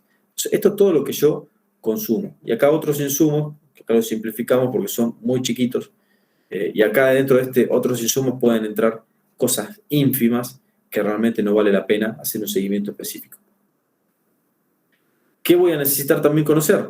La cantidad, en este caso de telas, de metros que consumo en el año, ¿sí? En el caso de los botones, la cantidad en unidades de botones que consumo en el año. Bueno, en este caso está expresado en cajas, y los de hilvanar en metros. En la unidad de que ustedes, por supuesto, sea más fácil representar el artículo. van a necesitar conocer el valor unitario, pesos por unidad. Recuerden que esto, bueno, esto puede variar, pero bueno, en un periodo lo podemos analizar. Y el aporte anual, ¿sí? El aporte anual, que es básicamente la demanda multiplicada por el valor unitario. ¿Sí? ¿Se entiende? ¿Me siguen hasta ahí? Para poder construir la tabla vamos a usar dos columnas, vamos a agregar dos columnas que van a ser ficticias, si quieren las vamos a manejar nosotros, que una va a ser el acumulado en porcentaje de ítem y la otra va a ser el total acumulado de ese presupuesto, de la demanda anual, ¿sí? Valorizada. La primera columna se construye contando cuántos ítems tenemos, fíjense que son 20, y asignándole un peso, una ponderación a cada artículo, que va a ser en este caso 1/20. O sea, cada artículo tiene este peso dentro de esta tabla, y el peso, el acumulado de los ítems, por supuesto, es la suma, ¿sí? Este ítem pesa solo un 0,05, estos dos ítems pesan un 0,1, o sea, el 5%, el 10%, y así sucesivamente hasta llegar a 1. ¿Sí? De 0 a 1 o de 1 a 100, como ustedes quieran. Es lo mismo. Y el total acumulado surge de calcular, en primer lugar, el acumulado de todos los gastos en los que incurre la empresa. Fíjense que va el primero, que son 10.800 pesos, dólares, lo que ustedes quieran, 6.700 el segundo, y si ustedes van haciendo el acumulado, la suma, y después con el valor final que encuentran, ¿sí? Lo relacionan al primero y lo ponderan, o sea, básicamente, ¿cuánto representa esto? Del total, de la suma total, y van a ver que es un 38%, y así van calculando esos montos y los van acumulando, los van sumando. Van a poder construir una tabla, como la que recién vimos, en donde en el eje de las X vamos a tener el acumulado de los ítems, el porcentaje acumulado de ítems, y en el eje de las Y van a tener el porcentaje acumulado de inversión, que surgen de estas dos columnas que recién charlamos. Si ustedes ven ya así, muy a simple vista, si ustedes ven el porcentaje acumulado relacionado a la demanda no valorizada, o sea, el monto del presupuesto total, siendo el presupuesto total el máximo costo que tengo de 28.536 pesos, ustedes van a ver que los primeros dos ítems ya suman el 62% del total del gasto. Con el tercer ítem, yo ya tengo el 74% del total del gasto ya consumado, porque estos tres artículos se llevan el 74% del gasto total. Y el cuarto artículo ya suma, esto está hecho obviamente para que quede así redondito, el 80% del gasto total anual de esta fábrica con todo este inventario particular, ¿sí? Si yo ya sumo un quinto ítem, ¿sí? Me voy al 85% del presupuesto total. Y así sucesivamente hasta que encuentro el 90, el 95, el 98, el 99, el 100%. ¿Cuál es la primera impresión que nos llevamos? La clasificación que tenemos acá. Que 1, 2, 3, estos 4 primeros artículos, o sea, la tela A, la tela B, la tela C y la tela D, consumen dentro del costo total anual el 80% de ese costo, ¿sí? Si ustedes hacen la matemática, si hacen el cálculo, van a ver que este número representa el 80% de este. Ya el quinto artículo, si lo incluimos, ya estamos hablando del 85% del gasto total, ¿sí? Si ustedes hicieran un corte desde el artículo 5, 6, 7, 8, 9, 10, del artículo 5 al artículo 10 al artículo 10, podrían hacer el cálculo de que suma un 10% más, fíjense que va del 85 al 95, un 10% más del monto total anual que gastamos en todo este inventario, ¿sí? Ahora, representa 10 artículos, ¿sí? Entonces, con esta información yo construyo la tabla de la que recién veníamos charlando. Y vamos a hacer la distinción que hicimos en la diapositiva anterior. El 20% de los artículos, si ustedes recuerdan, esto eran 20 artículos, y dijimos que los primeros 4, que representan el 20%, ¿sí? Se llevan el 80% del costo, van a ser los artículos de clase A. Y los artículos de clase B, ¿cuál van a ser?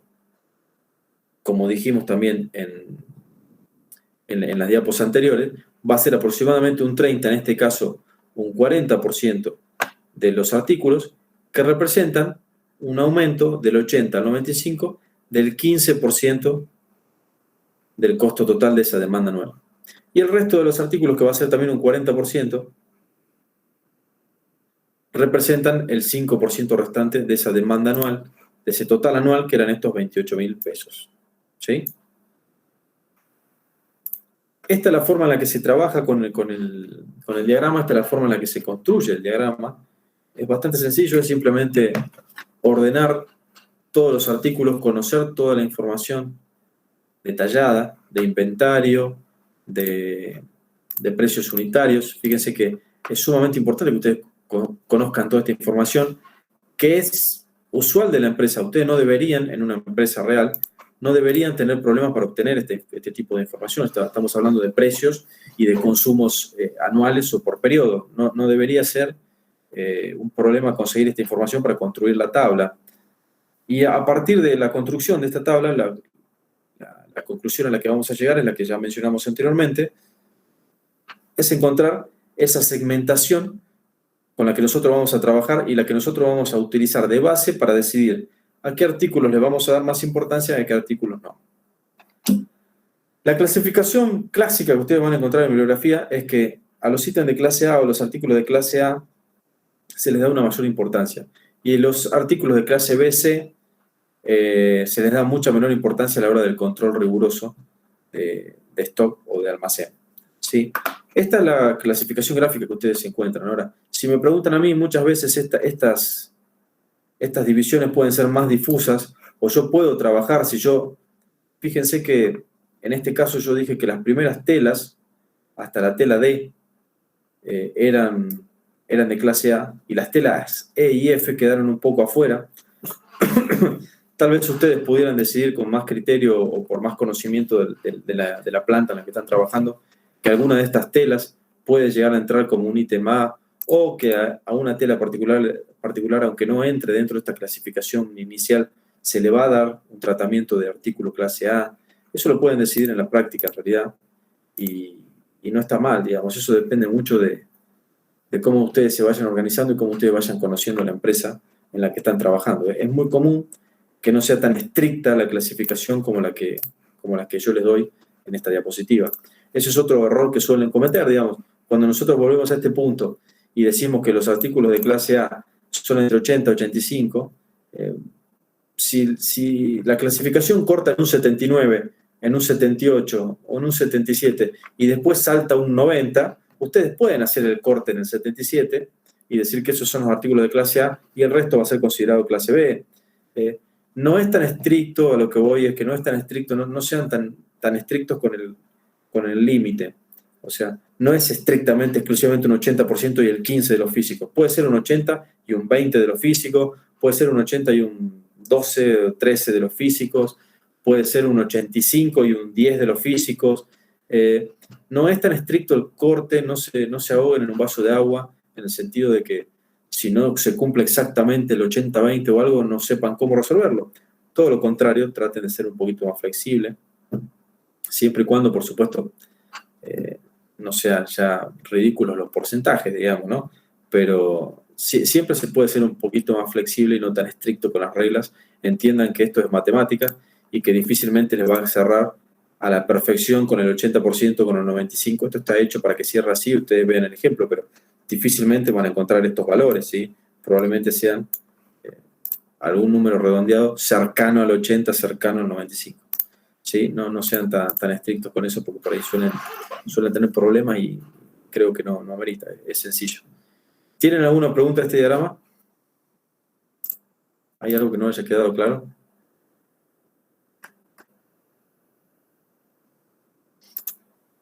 Bueno, asumamos que no.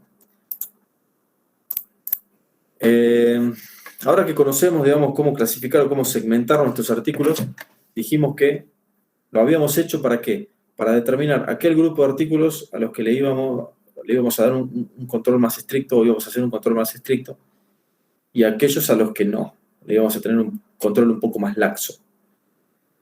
En función de esta segmentación, vamos a pensar en dos políticas de control de stock para cada una de esas situaciones.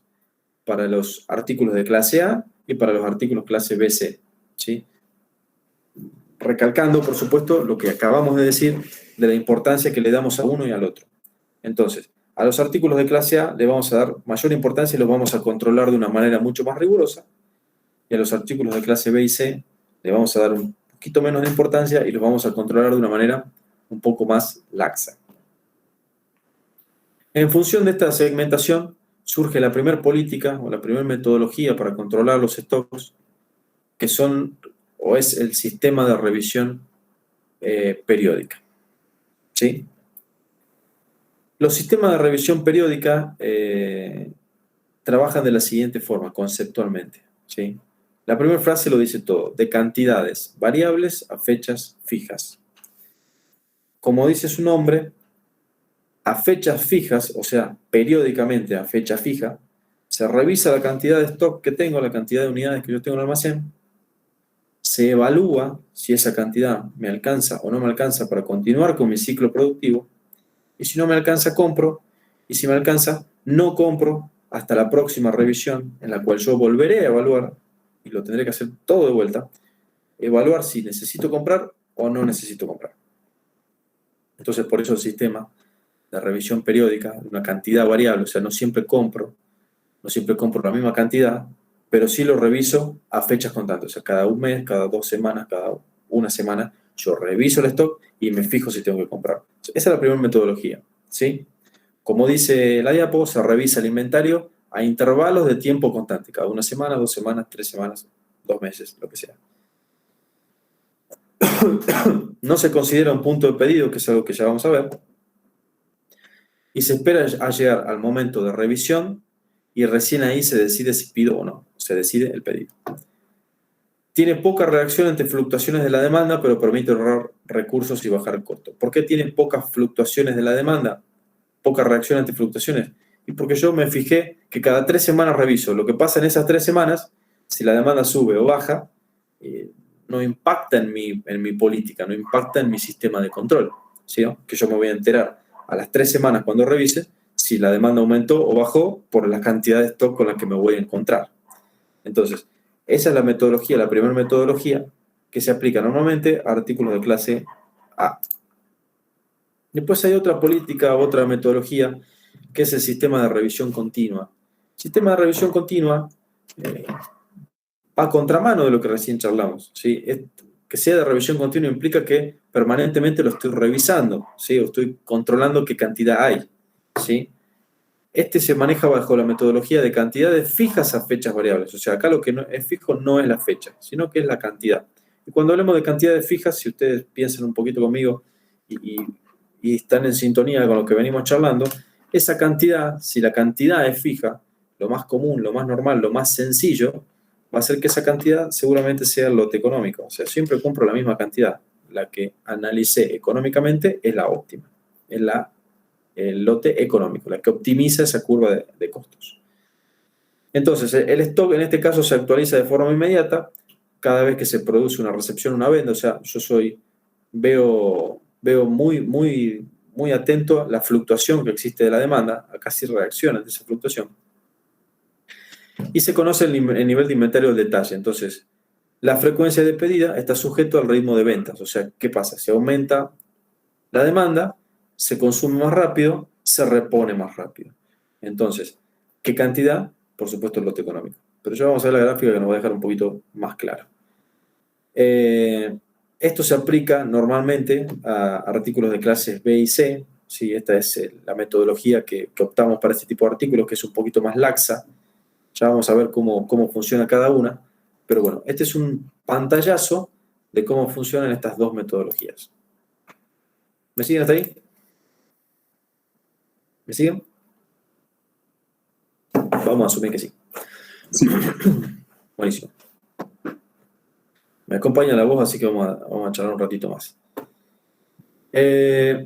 Volviendo a lo que recién charlamos, vamos a analizar un poquito más en profundidad la primera metodología, aplicable, si se acuerdan, a artículos de clase A. Esta metodología, conocida en bibliografía como cantidades variables a fechas fijas, lo van a encontrar así en bibliografía, un sistema de revisión periódica, cualquiera lo deberían encontrar. funciona de la siguiente manera. Si ustedes se acuerdan de lo que venimos charlando del diagrama de dientes de sierra, van a identificar con mucha facilidad que en esta gráfica hay un diagrama de dientes de sierra, ¿sí? Donde esta es la curva de consumo, ¿sí? Y estos son los ejes que ya veníamos charlando. Y esta es la famosa reposición en un determinado tiempo. Y si ustedes se fijan acá, es algo que también vimos en el diagrama, hay una curva de consumo distinta a la primera. En este caso, ¿qué interpretamos? Si la pendiente se hizo más chata, ¿sí? Se hizo más parecida al eje de las X, ¿qué significa? Que el consumo disminuyó. O sea, la tasa de consumo es más lenta, se consumen menos unidades por unidad de tiempo que en este caso, ¿sí? Pero esto es simplemente para que ustedes interpreten cómo es el diagrama. Esta metodología, como dijimos, trabaja con cantidad variable a una fecha fija. Y lo primero que vamos a tener que fijar es esa fecha, ¿sí? Entonces, cada cuánto tiempo yo voy a ingresar al almacén y voy a contar físicamente o voy a evaluar físicamente realmente cuántas unidades tengo en el almacén. Ese periodo de tiempo, ¿sí? Es lógico también cómo se calcula. Fíjense que acá está. ¿Y cómo se calcula? Como el lote económico sobre la tasa de consumo.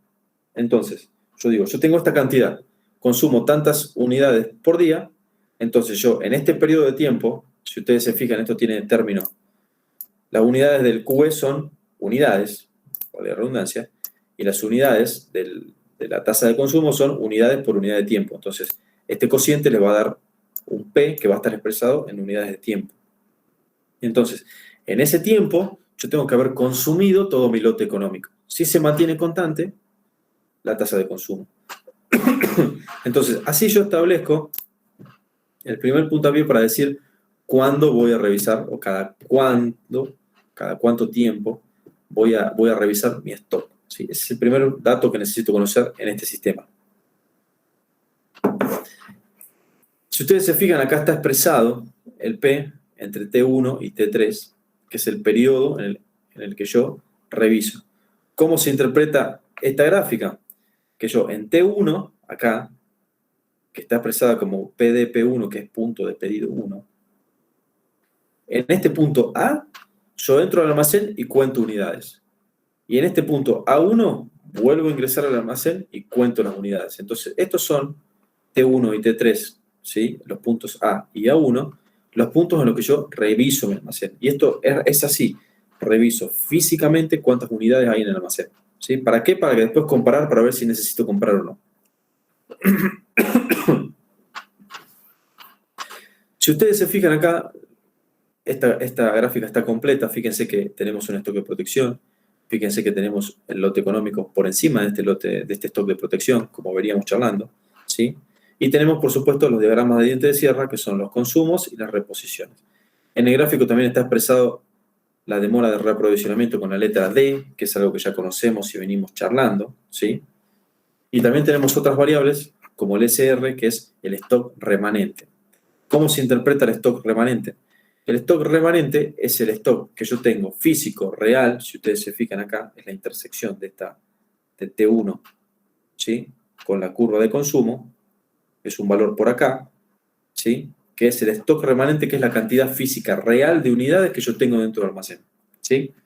Entonces, ¿cómo funciona la metodología? Yo en este punto, ¿sí? De control en almacén, donde yo entré en el almacén y reviso qué cantidad de unidades reales tengo en el almacén, ¿sí? Lo voy a usar como punto de partida para decidir si pido o no pido. Entonces, ¿qué cantidad tengo yo en este momento en el punto A? Cuando yo entré al almacén, voy a tener el SR, que es el stock remanente, recuerden, más una cantidad esperada, que es una cantidad tal vez un poco abstracta que está en la bibliografía, que es una cantidad no ficticia porque existe, pero que físicamente no se encuentra en el almacén. Y ahí es donde se complican un poco. ¿Por qué? Porque en el momento que yo entro al almacén y decido ver cuánto tengo, pasan dos cosas. las cantidades físicas que yo tengo, que son las unidades que yo voy, las cuento una por una, ahí están, ¿sí? Y una cantidad que está en tránsito, que es algo que yo puedo haber comprado. ¿Cómo se interpreta esto?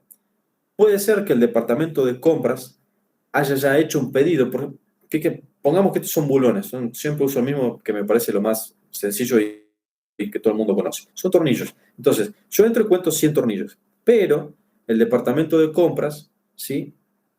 Hace una semana pidió 50 tornillos más porque vio que capaz que se quedaba sin tornillos. Entonces, esa cantidad esperada, ese C sub ESP, es eso. Es esa cantidad que está comprada, que tiene una orden de compra asignada, pero que no está físicamente en el almacén, pero que está en tránsito, está viniendo, ¿sí? Entonces, por eso es un poco abstracto el concepto, pero bueno, en la bibliografía está y está bueno que lo incorporemos para que entendamos de qué estamos charlando. Esa cantidad esperada, que es un poco abstracta, existe. No está físicamente en el almacén, pero sí existe, está en tránsito, llegando al almacén. Entonces, cuando ustedes entren al almacén y deciden, a ver, realmente qué cantidad tengo, ustedes tienen esas dos variables. Entonces, el stock disponible, como dice ahí, va a ser el SR, o sea, el remanente, lo que yo tengo físico, más una cantidad esperada, que es esto que está en tránsito. ¿Ok? Entonces, ese es mi stock disponible en el punto A, en el tiempo T1. ¿Sí? Ese es mi stock disponible real. Una vez que yo conozco esto, tengo que decidir si compro o no. ¿Y cómo voy a hacer yo para decidir si compro o no? ¿Qué es lo razonable?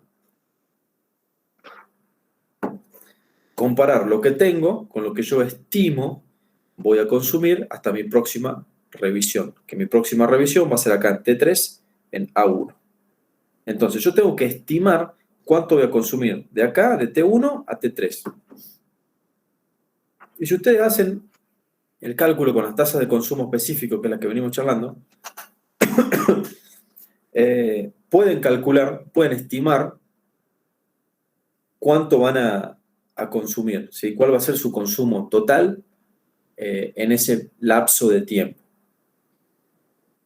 Y el consumo total lo pueden calcular, como dice la fórmula, ¿sí? Con la tasa de consumo, que es un, perdón, es un dato que tienen, multiplicándolo por P, que P es todo este tiempo, o sea, cuánto yo voy a consumir en todo este tiempo, más D, que es el tiempo de reaprovisionamiento, todo eso expresado en días, por supuesto, ¿no? Más el stock de protección, ¿sí? Expresado en días. Si ustedes tienen esto expresado en unidades y tienen una tasa de consumo, tranquilamente pueden pasar esto a días, ¿ok? Esto por ahí es una trampita, pero no es tan complicado. Entonces, de esa manera ustedes calculan, el consumo total que van a tener desde un punto de revisión hasta el otro, ¿sí? Cuando ustedes tienen su consumo estimado, su consumo esperado, y tienen lo que tienen disponible, el stock disponible, el S sub D real en almacén, ustedes hacen una simple comparación. Si lo que tengo, más esta cantidad que llega, o sea, el disponible real, supera lo que yo estimo voy a consumir en ese periodo de tiempo, no compro, porque si compro tendría un exceso de materiales. Ahora, se da la inversa. Si lo que yo tengo disponible es menor que lo que yo estimo voy a consumir, necesariamente tengo que comprar, porque si no, en algún punto, entre los dos puntos de revisión, yo me voy a quedar sin material y voy a cortar mi stock, voy a romper mi stock. ¿Sí? Lo que implica, por supuesto, como recién dijimos, parar la producción y un montón de problemáticas más. Entonces, la comparación es muy sencilla, ¿sí? Simplemente surge de analizar lo que tengo disponible con lo que estimo voy a consumir. ¿Cómo calculo, digamos, esa cantidad a pedir? Porque la particularidad que tiene esta metodología es que yo solamente voy a pedir, como dice su título, cantidades variables a fechas fijas. Si ustedes recuerdan, estos son artículos de clase A, que son los más importantes dentro del presupuesto, lo que más impacto tiene en el presupuesto. Entonces, comprar de más implica que los costos van a ser excesivos, implica que voy a tener costos de almacenamiento excesivos, de adquisición, costos totales superiores a que en otro tipo de artículos. Entonces yo, tratando de optimizar, simplemente voy a comprar lo suficiente para llegar al próximo periodo de revisión con el stock mínimo necesario. Y eso surge de despejar, digamos, básicamente, ¿sí? De despejar Q de la resta entre las dos cantidades. O sea, lo que yo consumo, lo que espero consumir, menos lo que tengo disponible. Esto le va a dar una diferencia, que es netamente lo que me está faltando de ese stock disponible para cubrir mi consumo total. Entonces, tan sencillo como una resta, se determina cuál es ese Q, ¿sí? Que es el que yo necesito comprar en ese momento, en el T1, en el punto de pedido 1, lo que necesito pedir para que en el T3, en el punto A1, cuando yo llegue a revisar cuánto stock tengo, no me haya quedado sin stock en el transcurso de ese tiempo. ¿Me siguen hasta ahí?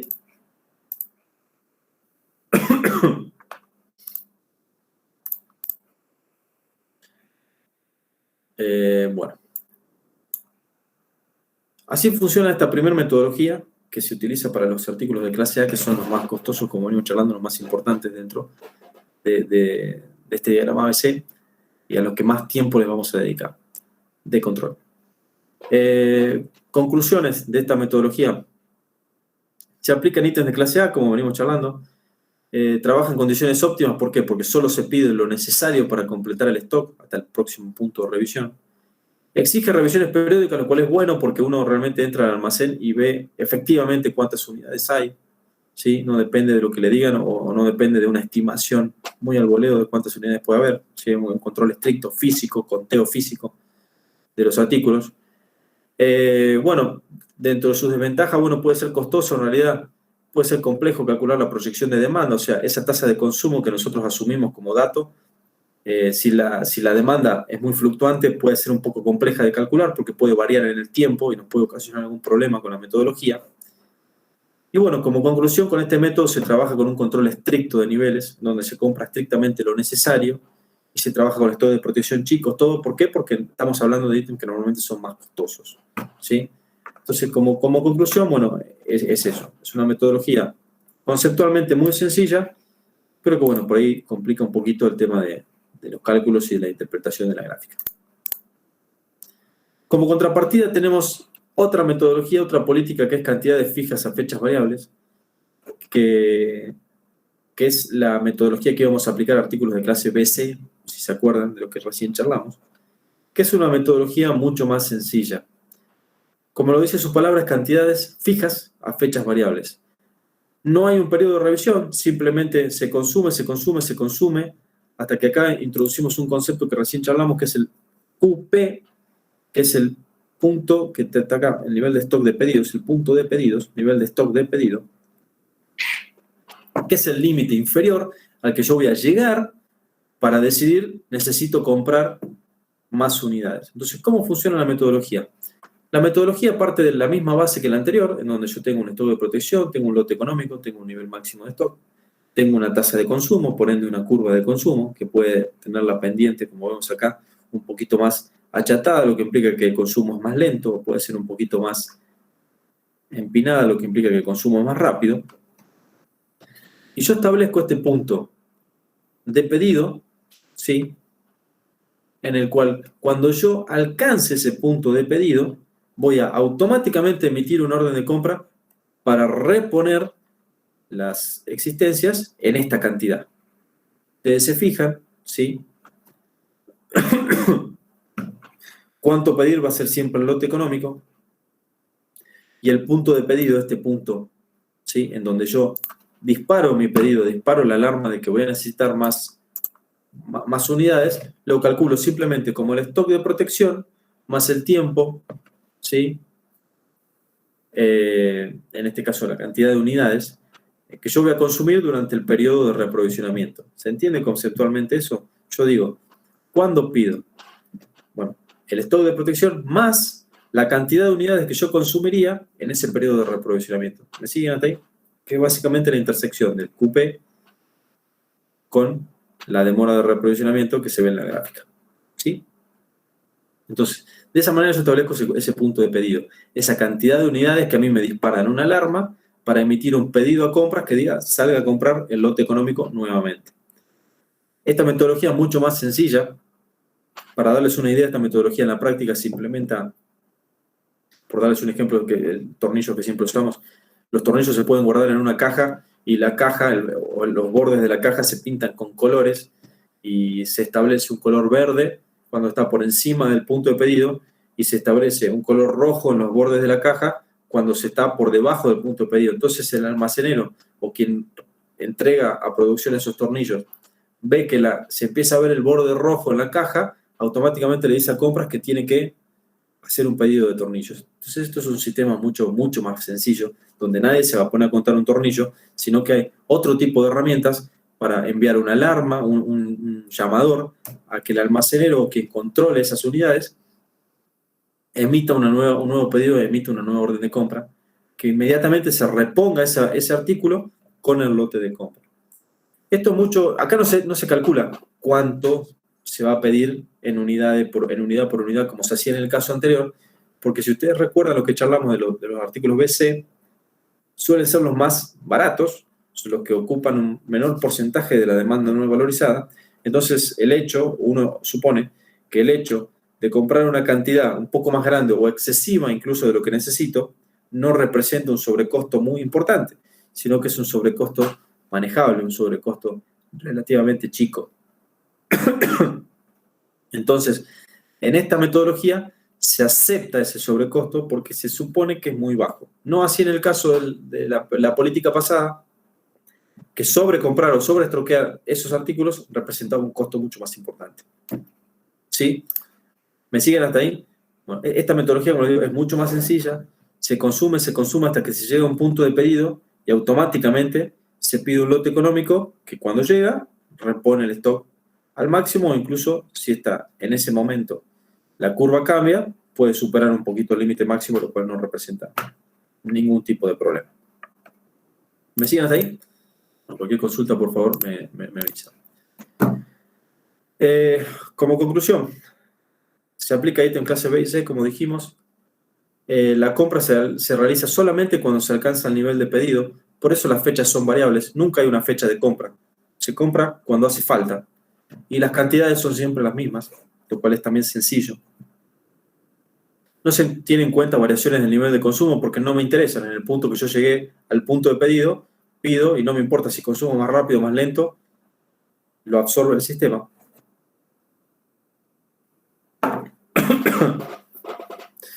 No exige una revisión periódica, o sea, no exige físicamente contar los artículos en el almacén, no lo exige. Es más económico porque, como les digo, con una caja pintada con colores realmente ustedes pueden decidir cuándo compran y cuándo no, entonces es un poquito más fácil, más barato. Y bueno, hay una variante, como dice, que en vez de comprar el lote económico, siempre lo que podrían hacer es calcular lo que yo tengo en ese momento de pedido, menos mi límite máximo, y si es más chico que el lote económico o más grande, no sería el caso, si es más chico, compro esa cantidad.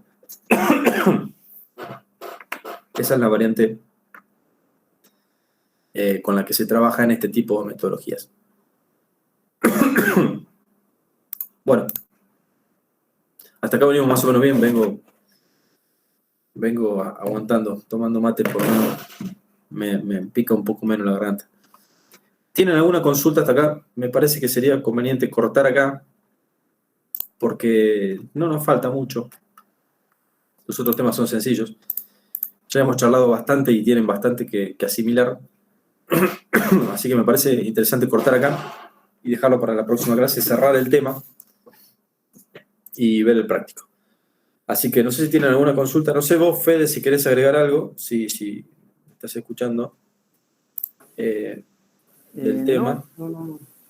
Yo... No, por ahí, viste, con el tema de ejemplo, capaz que sería conveniente que tipo por ahí analicen también lo que es la compra y por ahí de insumos en el hogar, por ahí se les sirve como ejemplo, ¿viste? Porque, por ejemplo, un consumo específico, a ver si pueden tener más o menos esa noción de lo que es sacar un promedio de consumo en un determinado periodo de tiempo. Ustedes lo pueden hacer en la casa absolutamente cualquier artículo que manejen, como dice Fede. Normalmente todos los seres humanos somos animales de costumbre. Normalmente más o menos consumimos siempre lo mismo y tenemos estadísticamente tenemos cosas que consumimos siempre. El más clásico probablemente sea, por ahí la comida varía un poco, pero con elementos de limpieza, por darles un ejemplo. Los elementos de limpieza más o menos se consumen siempre al mismo ritmo. Uno limpia la casa con una determinada frecuencia. Entonces ustedes tranquilamente podrían calcular cuál es el consumo específico de todos esos artículos y empezar a hacer un chequeo, empezar a hacer un control, como dice Fede, de cuándo les conviene comprar, si les conviene hacer una compra grande o les conviene ir comprando por partes. Es muy interesante y, como dice Fede, se aplica a la vida cotidiana, si ustedes quieren, digamos. Todas las herramientas que vemos en la cátedra son aplicables a alguna situación cotidiana. No sé, Fede, si eso era a lo que te referías. Sí, era eso, por ahí, porque por ahí, si nosotros mencionamos algún ejemplo, por ahí puede resultar algo abstracto, porque no conocen por ahí algún proceso en particular. Capaz que algunos sí, o quizás alguno de ustedes esté trabajando también en algún lugar y vean esa situación de lo que es, cómo se abastece en la compra del insumo que necesita donde trabajan, o bien también lo que pasa en el hogar, como decía Fernando, como lo que puede suceder con los artículos de limpieza. Así que van viendo por ahí que el tema de lo que es el consumo específico, cómo es el diagrama de diente de sierra, también podrían hacer una representación aproximada. Tranquilamente podrían graficar los consumos, claro, con un diagrama de todo lo que consumen en su casa. Todo. Y ahí podrían encontrar frecuencias, las tasas de consumo. Podrían empezar a investigar y van a ver que tiene mucha aplicación realmente, como dice Fede, mucha aplicación en su vida cotidiana. Uh-huh. Así que bueno, era solamente ese comentario como para que vean que lo pueden hacer análisis, el cálculo, por ahí también lo que era los costos, también podrían hacer alguna estimación en base a esto. Totalmente. Bueno, si no tienen consultas, yo cortaría acá, así cerramos la próxima clase y vemos el práctico. Y bueno, dejamos acá. Mi garganta no da para mucho más, pero el viernes ya está recuperado. Hoy estuve mejor, ¿no? Tosí como loco. Hoy estuve bastante mejor. Pero el viernes espero ya estar totalmente recuperado. Así que, bueno, chicos, si no tienen consultas, la verdad, damos por finalizada la clase. Bueno, profe, nos vemos. Hasta luego, que anden bien. Chao, profe. Chao, profe. Chao, chao.